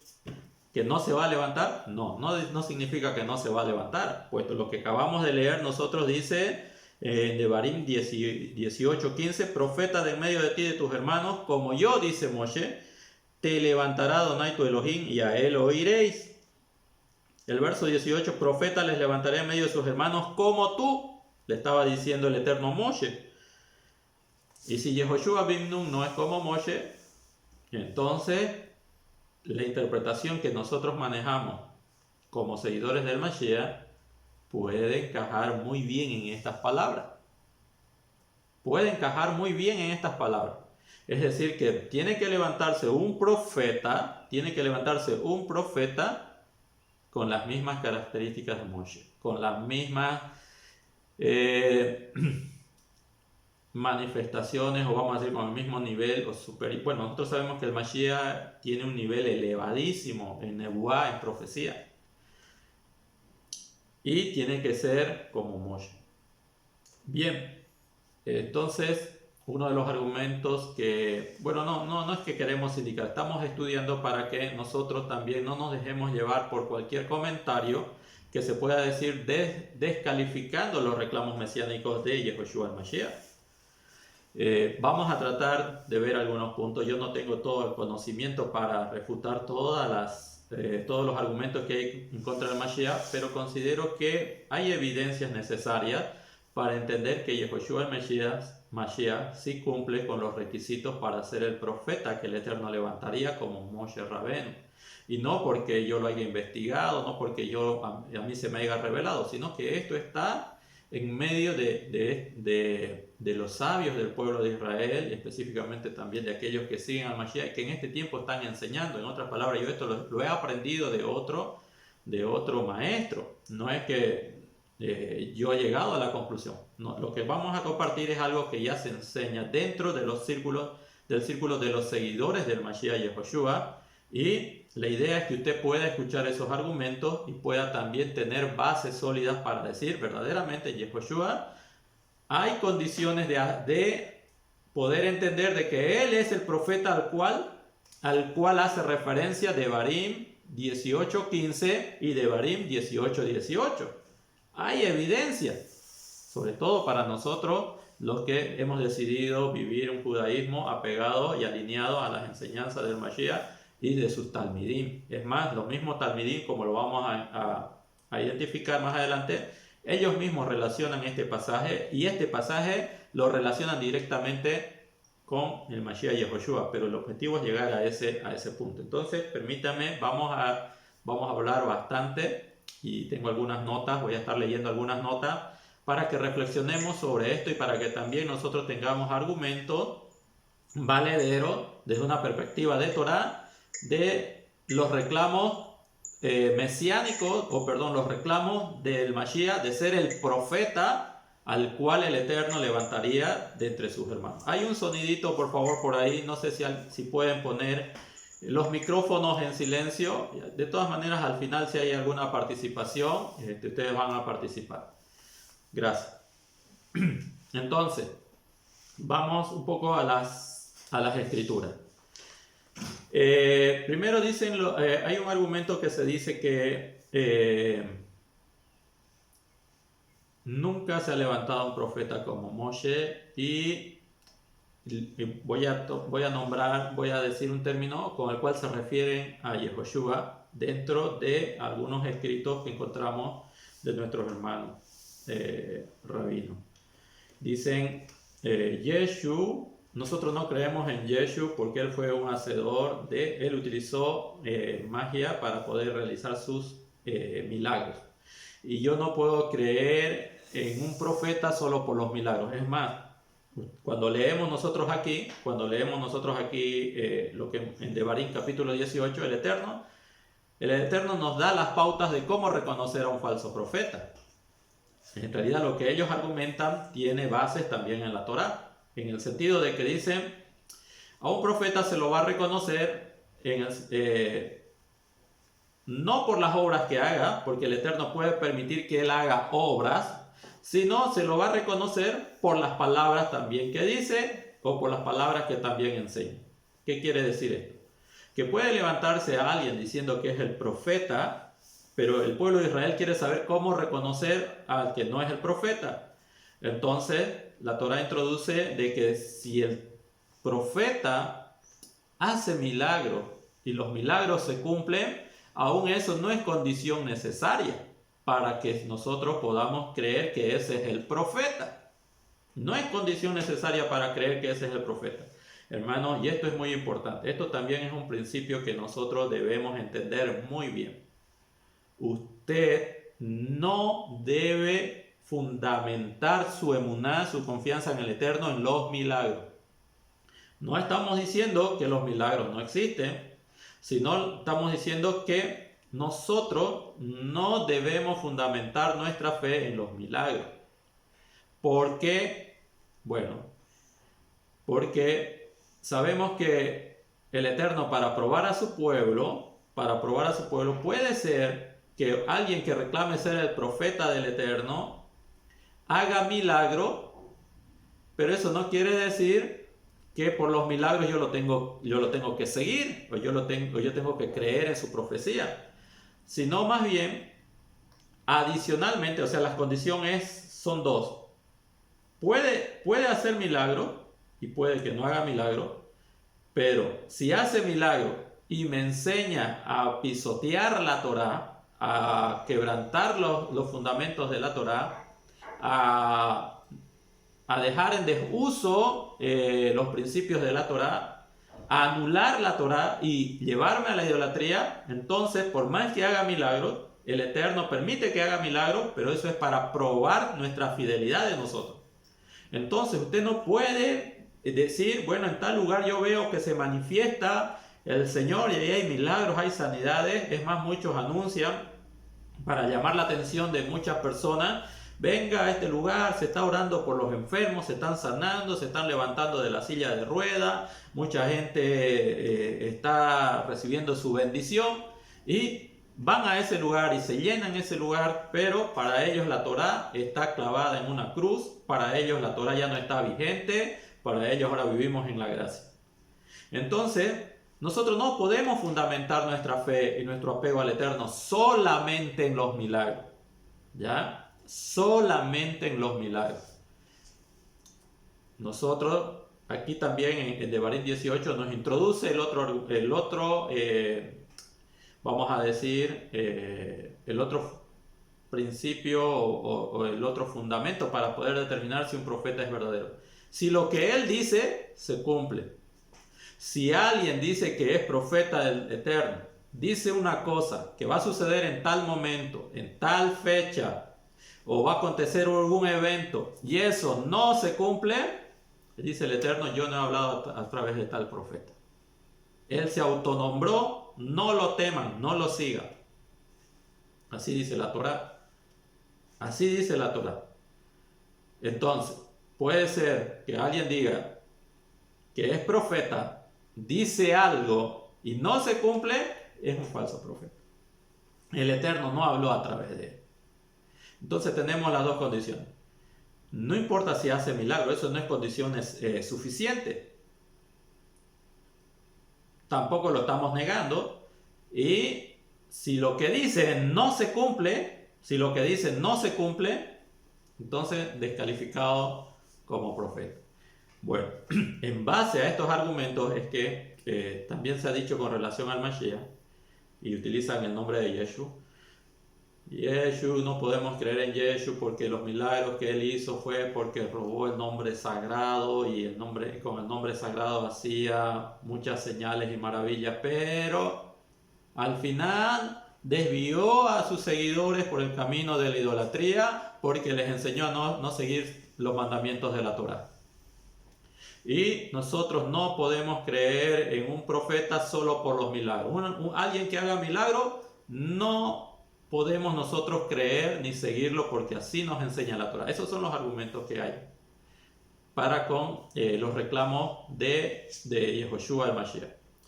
En ese sentido, vamos a ver algunas opiniones que hemos podido nosotros también llegar a recibir, y bueno, gracias a algunos maestros que cuando hemos preguntado, también nos los han compartido. Bien, entonces veamos. Con esa postura, con esa premisa, veamos entonces algunos puntos que quisiéramos analizar en este momento. Fíjense lo que dice Maimónides voy a leer lo que él escribe. Maimónides lo que dice con relación a los milagros, ¿ya? Maimónides establece un punto que requiere explicación. En una de sus obras afirma, y la obra es Fundamentos de la Torá, capítulo 8. Dice: los judíos no creyeron en Moshe, nuestro maestro, por razón de los milagros que realizó. No creyeron en él por razón de los milagros que realizó.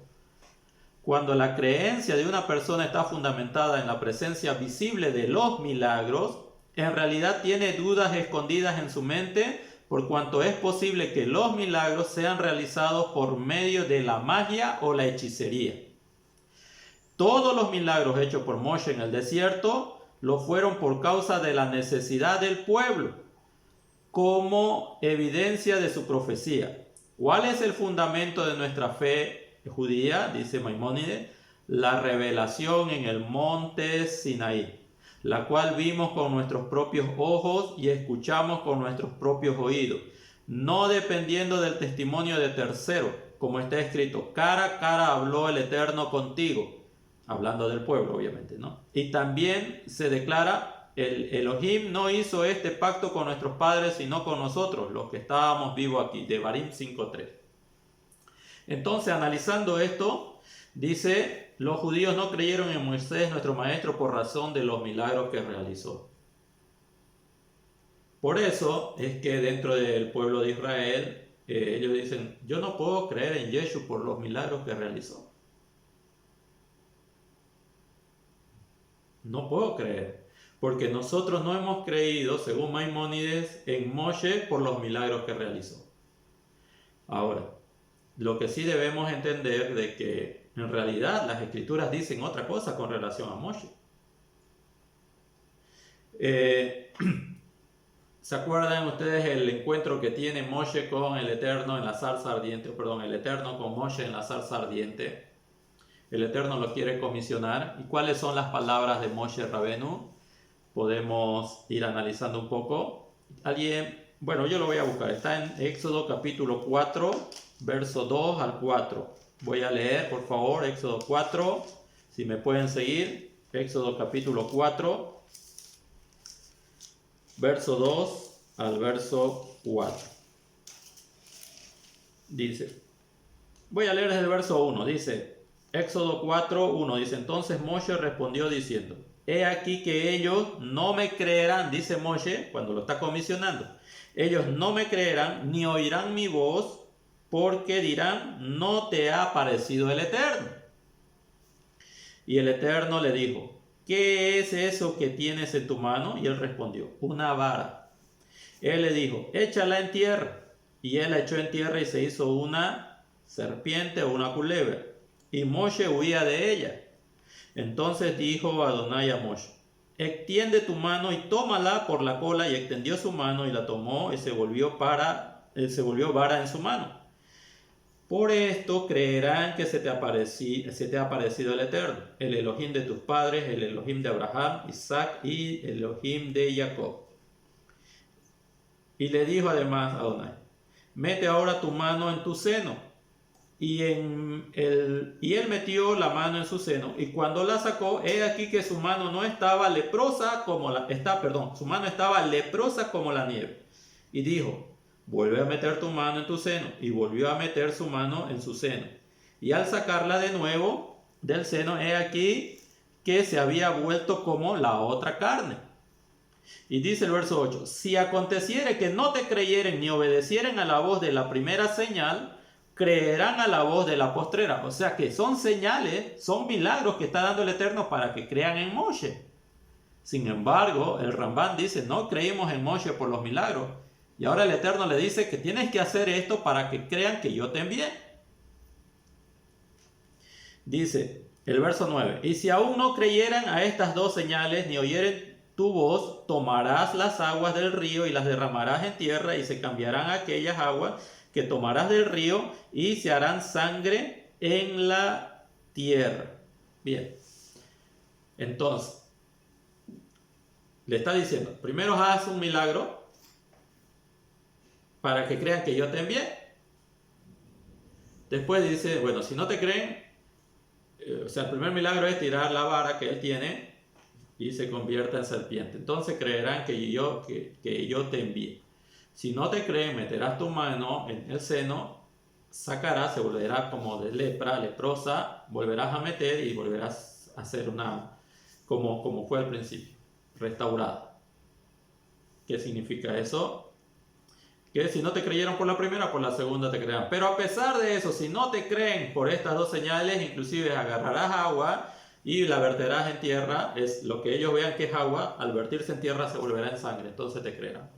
Ahora, ¿cómo podemos entender entonces las palabras de Maimónides?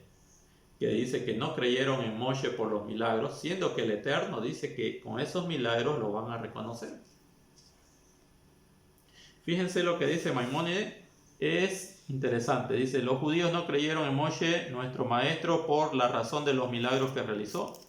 Cuando la creencia de una persona, perdón, y más adelante dice, en realidad, todos los milagros hechos por Moshe en el desierto lo fueron por causa de la necesidad del pueblo, no como evidencia de su profecía.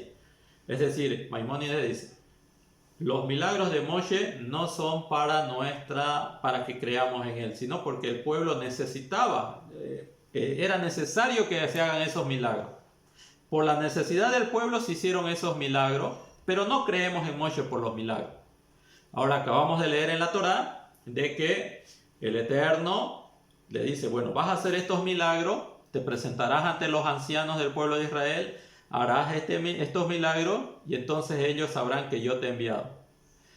Ahora, ¿será que Maimónides está equivocado? ¿Será que la postura de Maimónides está equivocado? ¿O los que interpretan a Maimónides se equivocaron? Eso es importante definirlo. Primero, ¿por qué? Porque aquí hay dos etapas que debemos nosotros distinguir. Primeramente, que el Eterno está hablando de los milagros que tiene que hacer Moshe y tiene que presentarse ante los ancianos del pueblo, ante los principales del pueblo, porque son ellos los que van a reconocer si Moshe es enviado o no por el Eterno, ya que es ilógico pensar que Moshe tiene que presentarse a todo el pueblo. No, Moshe no tiene que presentarse a todo el pueblo, se va a presentar a los ancianos, y los ancianos, cuando vean y evalúen si de verdad el Eterno se le apareció a Moshe, los ancianos van a ir por cada tribu y por cada lugar y van a decirle al pueblo, hemos encontrado al que va a ser nuestro Redentor. Pero lo que debemos nosotros puntualizar, que los milagros sí funcionaron, o sea, los milagros sí sirvieron para que el pueblo crea en Moshe. O sea que los milagros sí son valederos para que el pueblo sí crea en Moshe. Ahora, cuando dice alguien, yo no puedo creer en Yeshua por los milagros, porque nuestra fe no se fundamenta en milagros, y por eso lo descartan automáticamente, porque puede ser que otra persona haga milagros. Esa es una postura valedera. Pero no podemos descartar que los milagros también autentifican al que va a ser el mensajero de Adonai, como lo fue con Moshe. Y lo que tenemos que identificar en las palabras del Rambam, que el Rambam habla después de la etapa de la revelación en el monte Sinaí. Habla para un tiempo después de la revelación del monte Sinaí.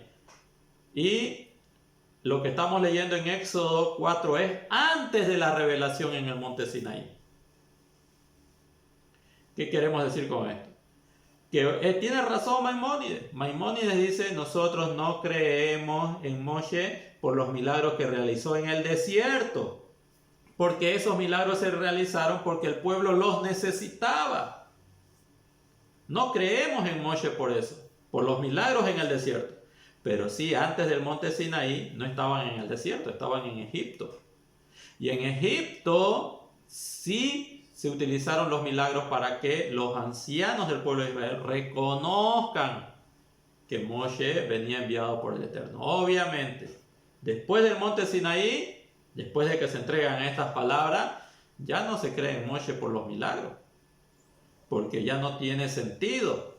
Moshe enseña la Torá y comprueban que la profecía de Moshe es verdadera. Pero antes de la revelación en el monte Sinaí, el Eterno tuvo que realizar milagros a través de Moshe para que el pueblo crea. En ese sentido, ¿Queda descalificado el Mashiach Yehoshua como el profeta de Hashem porque él hizo milagro? No, porque así como Moshe tuvo que manifestar milagros para ser recibido en medio del pueblo, en medio de los ancianos del pueblo de Israel, así también el profeta como Moshe eventualmente hará milagros para que muchos crean que él es el profeta enviado por el Eterno. ¿Hay alguna contradicción en los reclamos de los discípulos del Mashiach diciendo que Yehoshua es el profeta del cual se habla en Devarim 18 porque él hizo milagro? No, no hay ninguna contradicción. Más bien está apoyado en la tradición del pueblo de Israel, está apoyado en la Torá. Cuando vemos que Moshe, para ser aceptado como enviado por el Eterno, tiene que hacer milagros antes de Sinaí. Después de Sinaí ya no tiene objeto que él haga milagro, porque su profecía aceptada, creen en Moshe porque él habla la verdad. Ahora, Yehoshua hizo muchas sanidades. ¿Por qué hizo muchas sanidades? Porque así lo decían los profetas. El ciego va a ver, el sordo va a oír, el cojo va a saltar, los muertos van a resucitar, los mudos van a hablar. Obviamente que esas iban a ser características milagrosas que tenían que precedir al profeta del cual nos habla Devarim capítulo 18. ¿Lo tenemos que descartar entonces a Yehoshua? ¿Yehoshua no califica porque hizo milagros entre el pueblo? No, más bien vemos nosotros en el contexto de la Torá y los profetas que Yehoshua califica.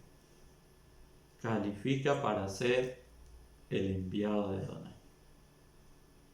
Porque el nivel de revelación, el nivel de apego, como dice aquí las escrituras, que Moshe habló cara a cara con el Eterno, es decir, recibió una revelación directa del Eterno, así también el Eterno promete de este profeta que va a recibir. Lo hemos leído nosotros en Devarim. Volvamos a Devarim capítulo 18, cuando dice el Eterno, en el capítulo 18, verso 18 de Deuteronomio: profeta les levantaré de en medio de sus hermanos, como tú, Moshe, como tú, y pondré mis palabras en su boca, y él hablará todo lo que yo le mandare. Es decir, que la revelación del Mashiach va a ser también una revelación del mismo nivel espiritual que Moshe, cara a cara. ¿Qué significa el término cara a cara? Para explicar a nuestros hermanos, cara a cara no significa que el Eterno tenga cara, o que tenga rostro, o que tenga piernas, o que tenga manos, o que tenga labios. No significa eso. Es un término que va en el aspecto de revelación. Que la revelación que el Eterno le dio a Moshe fue sin intermediario, fue de primera mano. La revelación que el profeta que el Eterno va a levantar de en medio del pueblo de Israel, como Moshe, también va a recibir revelación de primera mano, porque el Eterno va a poner sus palabras en su boca. Y es por eso que el Eterno va a demandar que nosotros obedezcamos. ¿Por qué? ¿Por qué va a demandar que nosotros obedezcamos?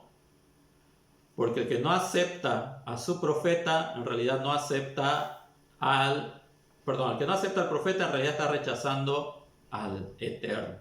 Y así como también el Eterno en un momento, según Éxodo capítulo 7, el verso 1, lo constituyó a Moshe como Elohim ante el faraón, o sea, el representante de Elohim ante el faraón. Y si el faraón no acepta, no recibe a Moshe o a las palabras de Moshe, en realidad estaría rechazando también las palabras del Eterno. Cuando usted lee Éxodo 7.1, y ahí dice el Eterno, le dice: te haré Elohim, te haré Dios ante faraón. Quiere decir que el Eterno va a acompañar a Moshe, y las palabras de Moshe son las palabras que el Eterno le va a dar a Moshe que hable. Y si el faraón no acepta las palabras de Moshe, en realidad estaría rechazando no a Moshe, sino al que lo envió. ¿Y eso no le parece común a usted? ¿No recuerda quién dijo esas palabras? Obviamente lo dice el Mashiach. Entonces, los milagros tienen una finalidad en el profeta. ¿Cuáles son las finalidades? De Él se presenta ante los suyos, es decir, ante los sabios de su generación. Los sabios de su generación van a indagar en él si sus acciones son correctas y para que lo evalúen si es o no es. Y nosotros tenemos testigos en las escrituras, específicamente en los escritos de los seguidores del Mashiach, que muchos de ellos le decidieron 2 veces, creo que le dicen, por favor revélanos si tú eres o no eres el Cristo, revélanoslo. Y el que dijo, bueno, esta generación pecadora demanda señal, esta generación incrédula demanda señal, pero no le será dada señal sino la del profeta Jonás. Y así como Jonás estuvo en el corazón de la tierra, así es necesario también que el Hijo del Hombre esté en el corazón de la tierra. Entonces, a los suyos, es decir, a los de su mismo oficio, a los líderes, a los pastores de Israel vino y no le recibieron. No incluyamos a todo el pueblo. El pueblo sí lo recibió, hizo milagros y la gente ya lo quería coronar como rey, ya lo levantaba, ya decía, este es el Mashiach, este habla como quien tiene autoridad delegada del Eterno. Él no se basa en doctrina, no se basa en autoridades de hombres, es decir, enseñanzas que han sido delegadas en escuelas de hombres, sino que él tiene autoridad delegada, él habla como quien tiene autoridad. Muchos del pueblo de Israel aceptaron o reconocían en él un potencial Mesías, pero los líderes de su generación no estuvieron a la altura. Los pastores de Israel en ese entonces no estuvieron a la altura y no lo recibieron. ¿Y cómo justifica su negativa a la casa de Judá en este tiempo? Bueno, a mí los milagros no me dicen nada, yo no puedo creer por milagros, siendo que el pueblo de Israel primero tuvo que ver milagros por medio de Moshe para empezar a creer en él. Y luego se confirma, obviamente, que él es el siervo del Eterno cuando cruzan el Mar Rojo. Y ahí creyeron en el Eterno y en su siervo Moshe. Obviamente, cuando se produjo la redención. Y nosotros también entendemos que eso va a suceder. Cuando se produzca la redención, el pueblo de Israel va a reconocer y va a aceptar quién era el profeta del cual hablaban las escrituras. Quién es el Goel, quién es el Redentor. Bien, entonces vemos nosotros que en las palabras de Maimónides no hay contradicción. Maimónides habla correctamente. No creen en Moshe por los milagros que suceden después del monte Sinaí, pero la Torá nos dice, y no se está refiriendo Maimónides a antes de Sinaí. Antes de Sinaí obviamente fueron necesarios estos milagros, para que crean que Moshe era enviado por el Eterno. De la misma manera, los milagros que hace el Mashiach, conforme lo dice el profeta Isaías, son necesarios, son evidencia para que para que el pueblo de Israel empiece a prestar atención de que en Yehoshua hay un posible y un potencial Mashiach, profeta enviado por parte del Eterno. Por eso lo dice Isaías, que los ciegos ven, los sordos oyen, los mudos hablan, el cojo salta. Milagros. Y nosotros tenemos documentados milagros entre los seguidores del Mashiach. Y después de su ascensión también encontramos milagros que se hacen por los méritos del Mashiach. Pero es importante que nosotros podamos comprender este aspecto. Vamos a ir viendo entonces un poco más con relación a lo que venimos diciendo. Por el tiempo no vamos a abordar ya mucho. Fíjense lo que dice con relación a... ¿Alguien puede buscar Segunda de Crónicas, capítulo 20, el verso 20? Segunda de Crónicas, capítulo 20, el verso 20. Aquí está, bueno, ya lo encontré. Lo voy a leer. Segunda de Crónicas 20, 20 dice así. Aquí está.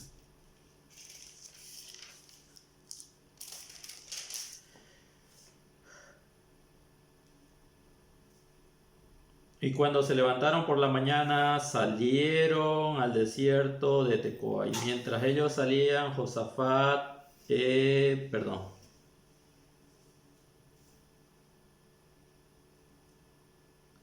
Segunda de Crónicas, a ver, perdón.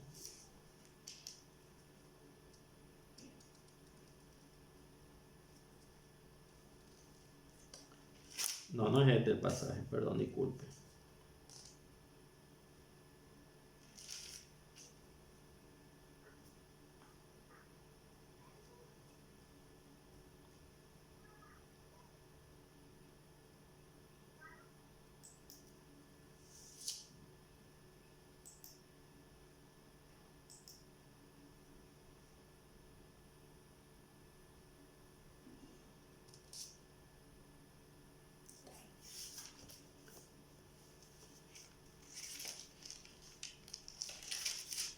Permítanme un momento.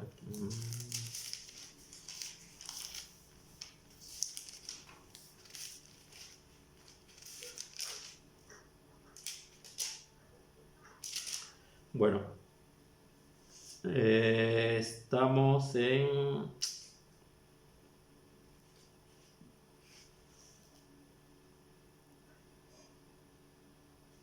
vámonos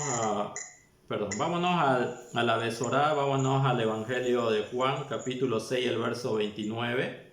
Disculpen. Juan, capítulo 6, el verso 29. Anoté mal, creo, la cita. Ya voy a volver a un ratito a la segunda de Crónica, pero vayamos un momento a Juan, capítulo 6, el verso 29. En palabras del Mashiach, hay un sonido, por favor.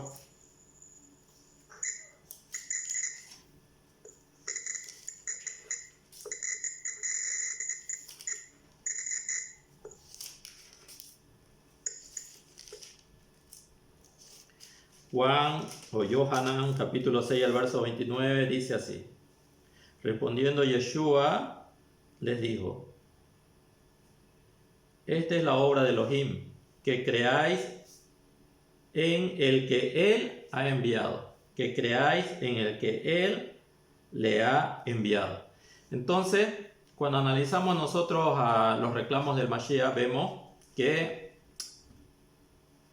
se nos exige, inclusive por medio de la obra que Él está realizando, que creamos en el que Él ha enviado. O sea, y en otra parte Él nos dice, en Juan capítulo 14, nos dice, creed en Elohim, creed también en mí.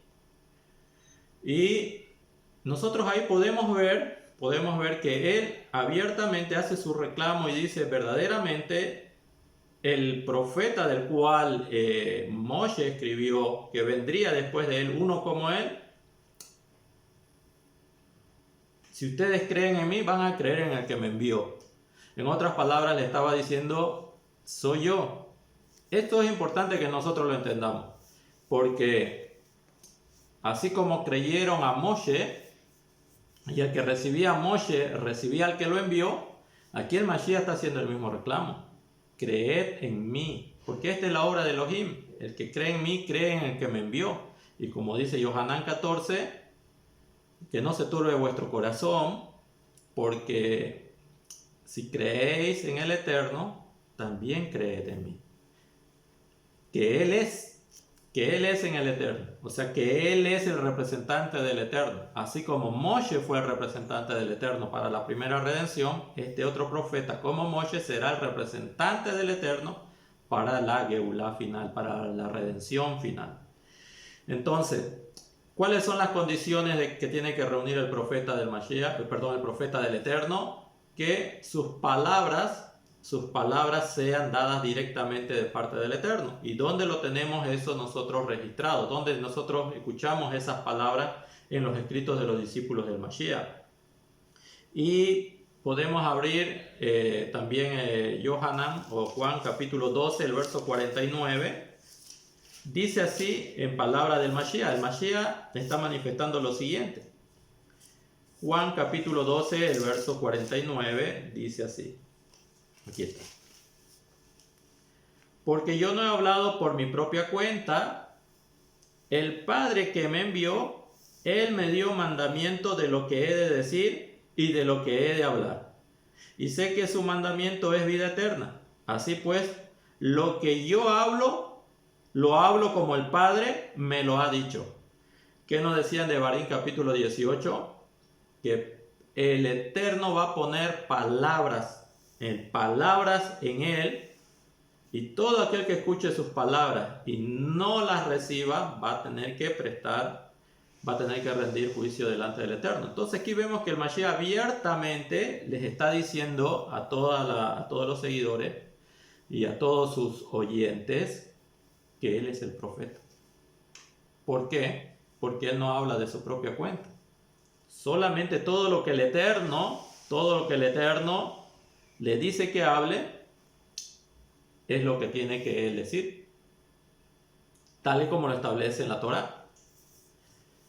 Como vemos, son varios los testigos que tenemos en voz del Mashiach. Pero vamos a ir viendo dentro de unos instantes también lo que van a decir sus discípulos, para que usted también vaya formando ya su propia opinión. Y a veces nosotros vemos que en este tiempo donde hay mucha información, muchos hermanos están recibiendo mucho conocimiento, pero en el proceso tratan también de negar las evidencias que encontramos en la Escritura sobre los reclamos proféticos del Mashiach, y algunos inclusive terminan rechazándolo, terminan dejándolo como un profeta. Bien, entonces ahí mismo en Juan capítulo 12, el verso 44 dice: el que cree en mí, no cree en mí, sino el que me envió, y el que me ve, ve al que me envió.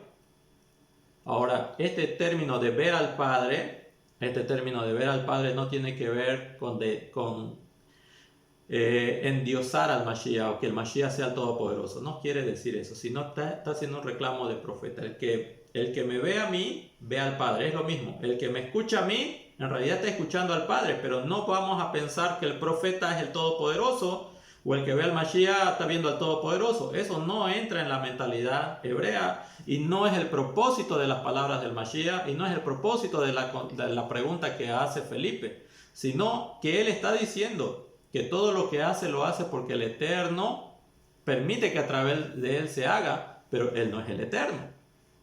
Todo el que dice el que cree en mí, no cree en mí, sino en el que me envió. Y el que me ve, ve al que me envió. Obviamente estas palabras están enmarcadas en el reclamo profético de que Él es el profeta al cual el Eterno iba a enviar. No que es el Todopoderoso, como algunos han querido interpretar o interpretan, descontextualizado obviamente de su trasfondo hebreo de estas declaraciones.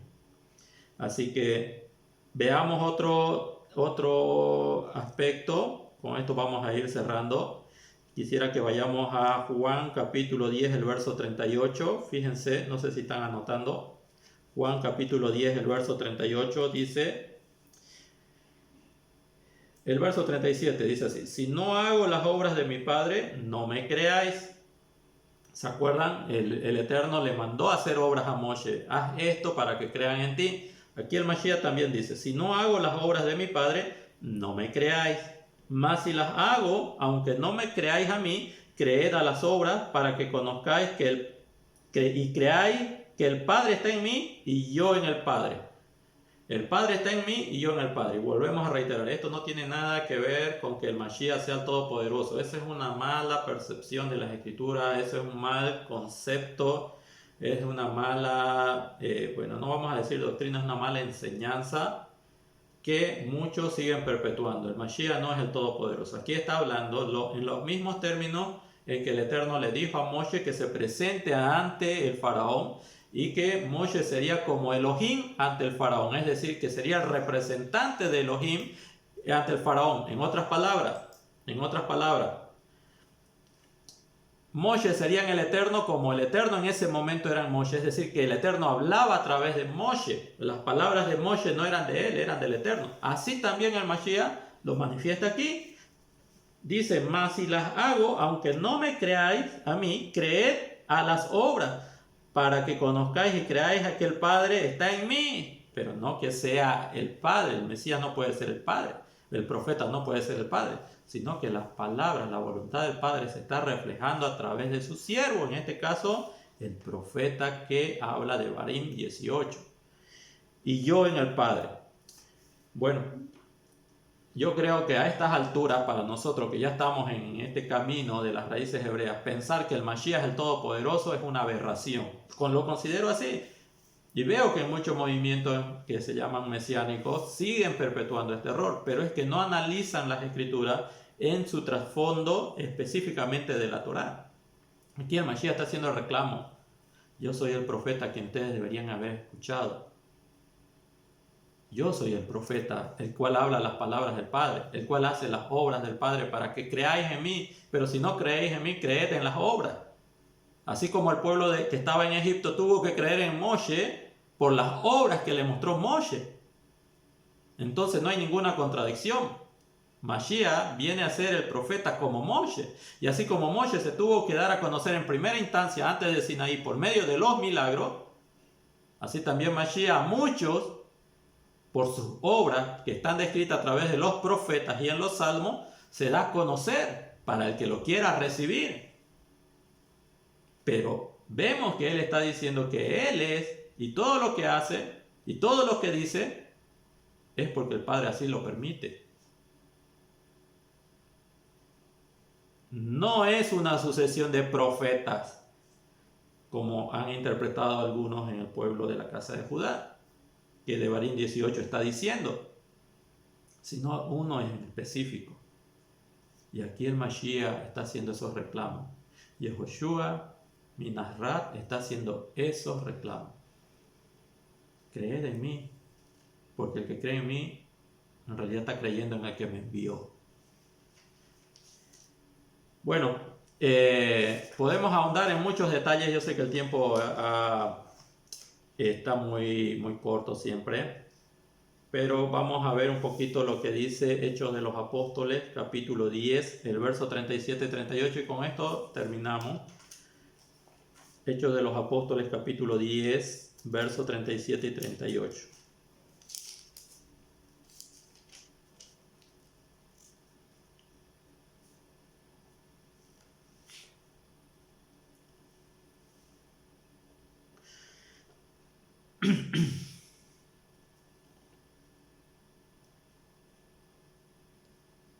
El verso 36 dice así. Hechos capítulo 10 verso 36 dice: El Eterno envió mensaje a los hijos de Israel anunciando las buenas nuevas de la paz por medio de Yehoshua el Mashiach. Este es Señor de todos. Vosotros sabéis lo que se divulgó por toda Judea, comenzando desde Galilea, después del bautismo que predicó Yohanan Hamacbil. Cómo el Eterno ungió con el Espíritu Santo, es decir, con el Ruach HaKodesh, y con poder a Yeshua mi Nazarat, y cómo éste anduvo haciendo bienes y sanando a todos los oprimidos por el diablo, porque el Eterno estaba con él. Y nosotros somos testigos de todas estas cosas que Yehoshua hizo en la tierra de Judea y en Jerusalén, a quien mataron colgándole de un madero. Bueno,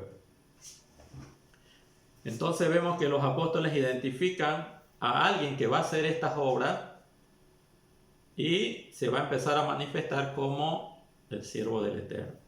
Ahora, es verdad, no debemos creer en una persona que hace milagros, pero debemos entender que a Moshe así lo aceptaron, así lo recibieron. Entonces el Mashiach también tiene que ser recibido en parte por los milagros que hace en el nombre del Padre. Ahora, a Moshe, después de Sinaí, no creen en él por los milagros que hizo, porque ya no es necesario, ya creyeron en él. Ya creyeron. Una vez que cruzaron el mar, dice que creyeron en el Eterno y en Moshe su siervo. Y una vez que empezaron a creer en Moshe su siervo, no eran necesarios los milagros para autentificar que él era un enviado del Eterno. Así también el Mashiach, con su muerte y su resurrección. Más adelante, los milagros que se hagan en su nombre, obviamente no van a ser pruebas suficientes. Pero las palabras que él dijo, las profecías que él dijo, dan testimonio de que su profecía fue verdad. Y ustedes se acuerdan entre las profecías que él habló sobre el pueblo de Israel. Muchos creían que no se iba a dar la destrucción del segundo santuario. Fíjense, la primera, la destrucción del del primer santuario, la destrucción del primer santuario, vino precedida de profecía. Le habló duro Isaías al pueblo de Israel, le habló muy duro Jeremías. Y el pueblo de ese entonces no creyó. ¿Cómo? La obra del Eterno. ¿Cómo van a destruir la obra del Eterno? Es imposible. El Eterno está en medio de nosotros. Nadie puede destruir al Eterno. La casa siempre se va a mantener en pie. Y le decía a Isaías que hagan teshuvá, que se arrepientan, que vuelvan su corazón al Eterno. Jeremías clamaba y lloraba acerca de los decretos de parte del Eterno. Y falsos profetas se levantaron y decían que Jeremías profetizaba vanidades y mentiras. Pero ¿qué sucedió? Se destruyó el primer santuario. O sea que la destrucción del primer santuario vino precedida de profecía, de profetas del Eterno que hablaron al pueblo para que hagan teshuvá. Pero ¿por qué la casa de Judá no dice qué profeta anunció la destrucción del segundo templo? ¿Qué profeta anunció la destrucción del segundo templo? Usted, si puede encontrar un documento en los escritos de los rabinos que me diga esto fue profetizado por tal persona en tal momento, en tal estado, de que el segundo santuario iba a ser también destruido, de que no aprendimos la lección con la destrucción del primer santuario, sino que también el segundo santuario va a ser destruido. A ver, que presenten evidencia. ¿Qué profeta anunció la destrucción del segundo templo? Bueno, nosotros sí podemos presentar y está escrito en los escritos de los Talmidim. ¿Quién profetizó acerca de la destrucción del segundo templo? El Mashiach, Yehoshua, el profeta que el Eterno ungió y escogió para producir la segunda redención, la redención final. Tenemos los escritos. Está aquí documentado. Les aseguro, tan hermoso este edificio que ustedes alaban, pero les aseguro que no quedará piedra sobre piedra. Todo será destruido. ¿Quién lo dijo?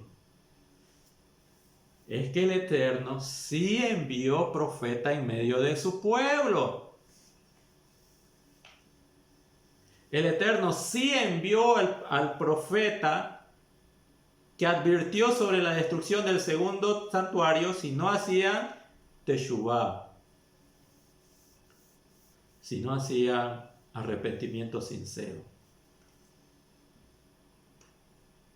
Y hay varios testigos. A la mujer samaritana le dijo: de cierto te digo que ni en este monte, ni en Jerusalén, ni en este monte adorará.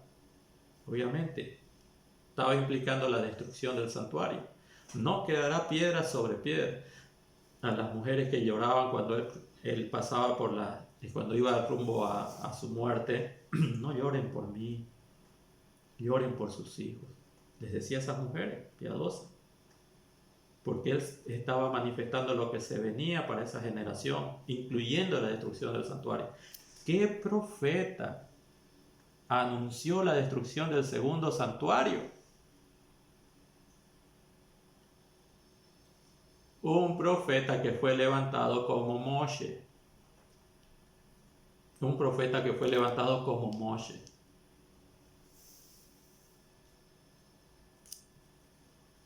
Y al cual no escucharon. Entonces, ¿hubo profeta en medio de su pueblo? Hubo profeta en medio de su pueblo. ¿Creemos en el Mashiach por los milagros? Bueno, tuvo que presentarse a través de señales, pero no solamente por sus milagros, sino porque se cumplió su palabra.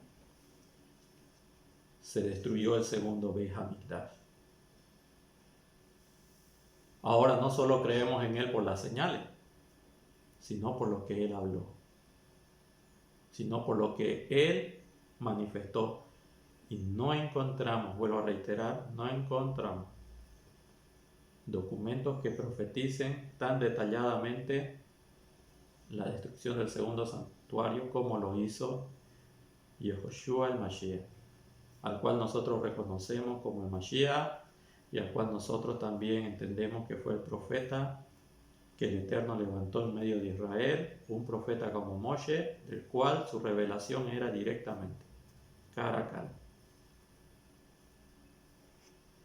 Era un ser humano como Moshe, nació en una familia como Moshe, fue concebido como Moshe fue concebido, un profeta como Moshe. Para el nacimiento del Mashiach, Yehoshua, a diferencia de lo que ha transmitido la iglesia imperial, la iglesia occidental, el Mashiach fue concebido dentro de una familia de la forma natural como se conciben las personas. Obviamente, por voluntad del Todopoderoso. Tenía padre, tenía madre, era 100% humano, vino en carne y sangre, hizo señales y habló en nombre del Eterno. Y no se inventó nada, y no sacó nada, y no desechó nada. Solo hablaba lo que el Eterno le permitía que hablase.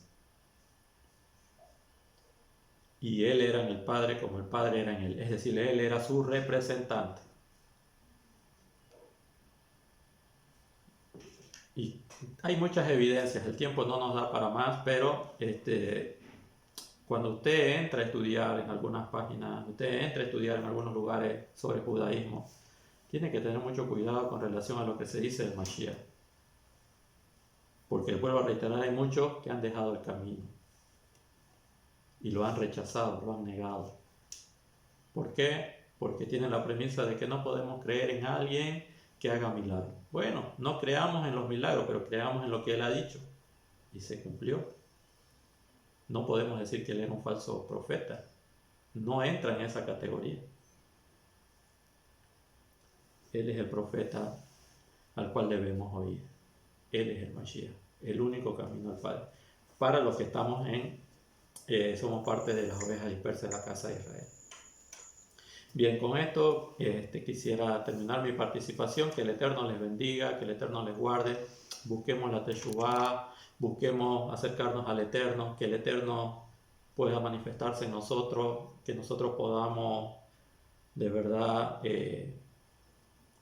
poner policías, jueces en todos nuestros sentidos, que llevemos una vida piadosa, que demos el honor que se debe al Eterno en nuestras acciones y que todos podamos escuchar la voz que está resonando en nuestro interior de volver al Padre por la senda por la cual anduvieron nuestros padres.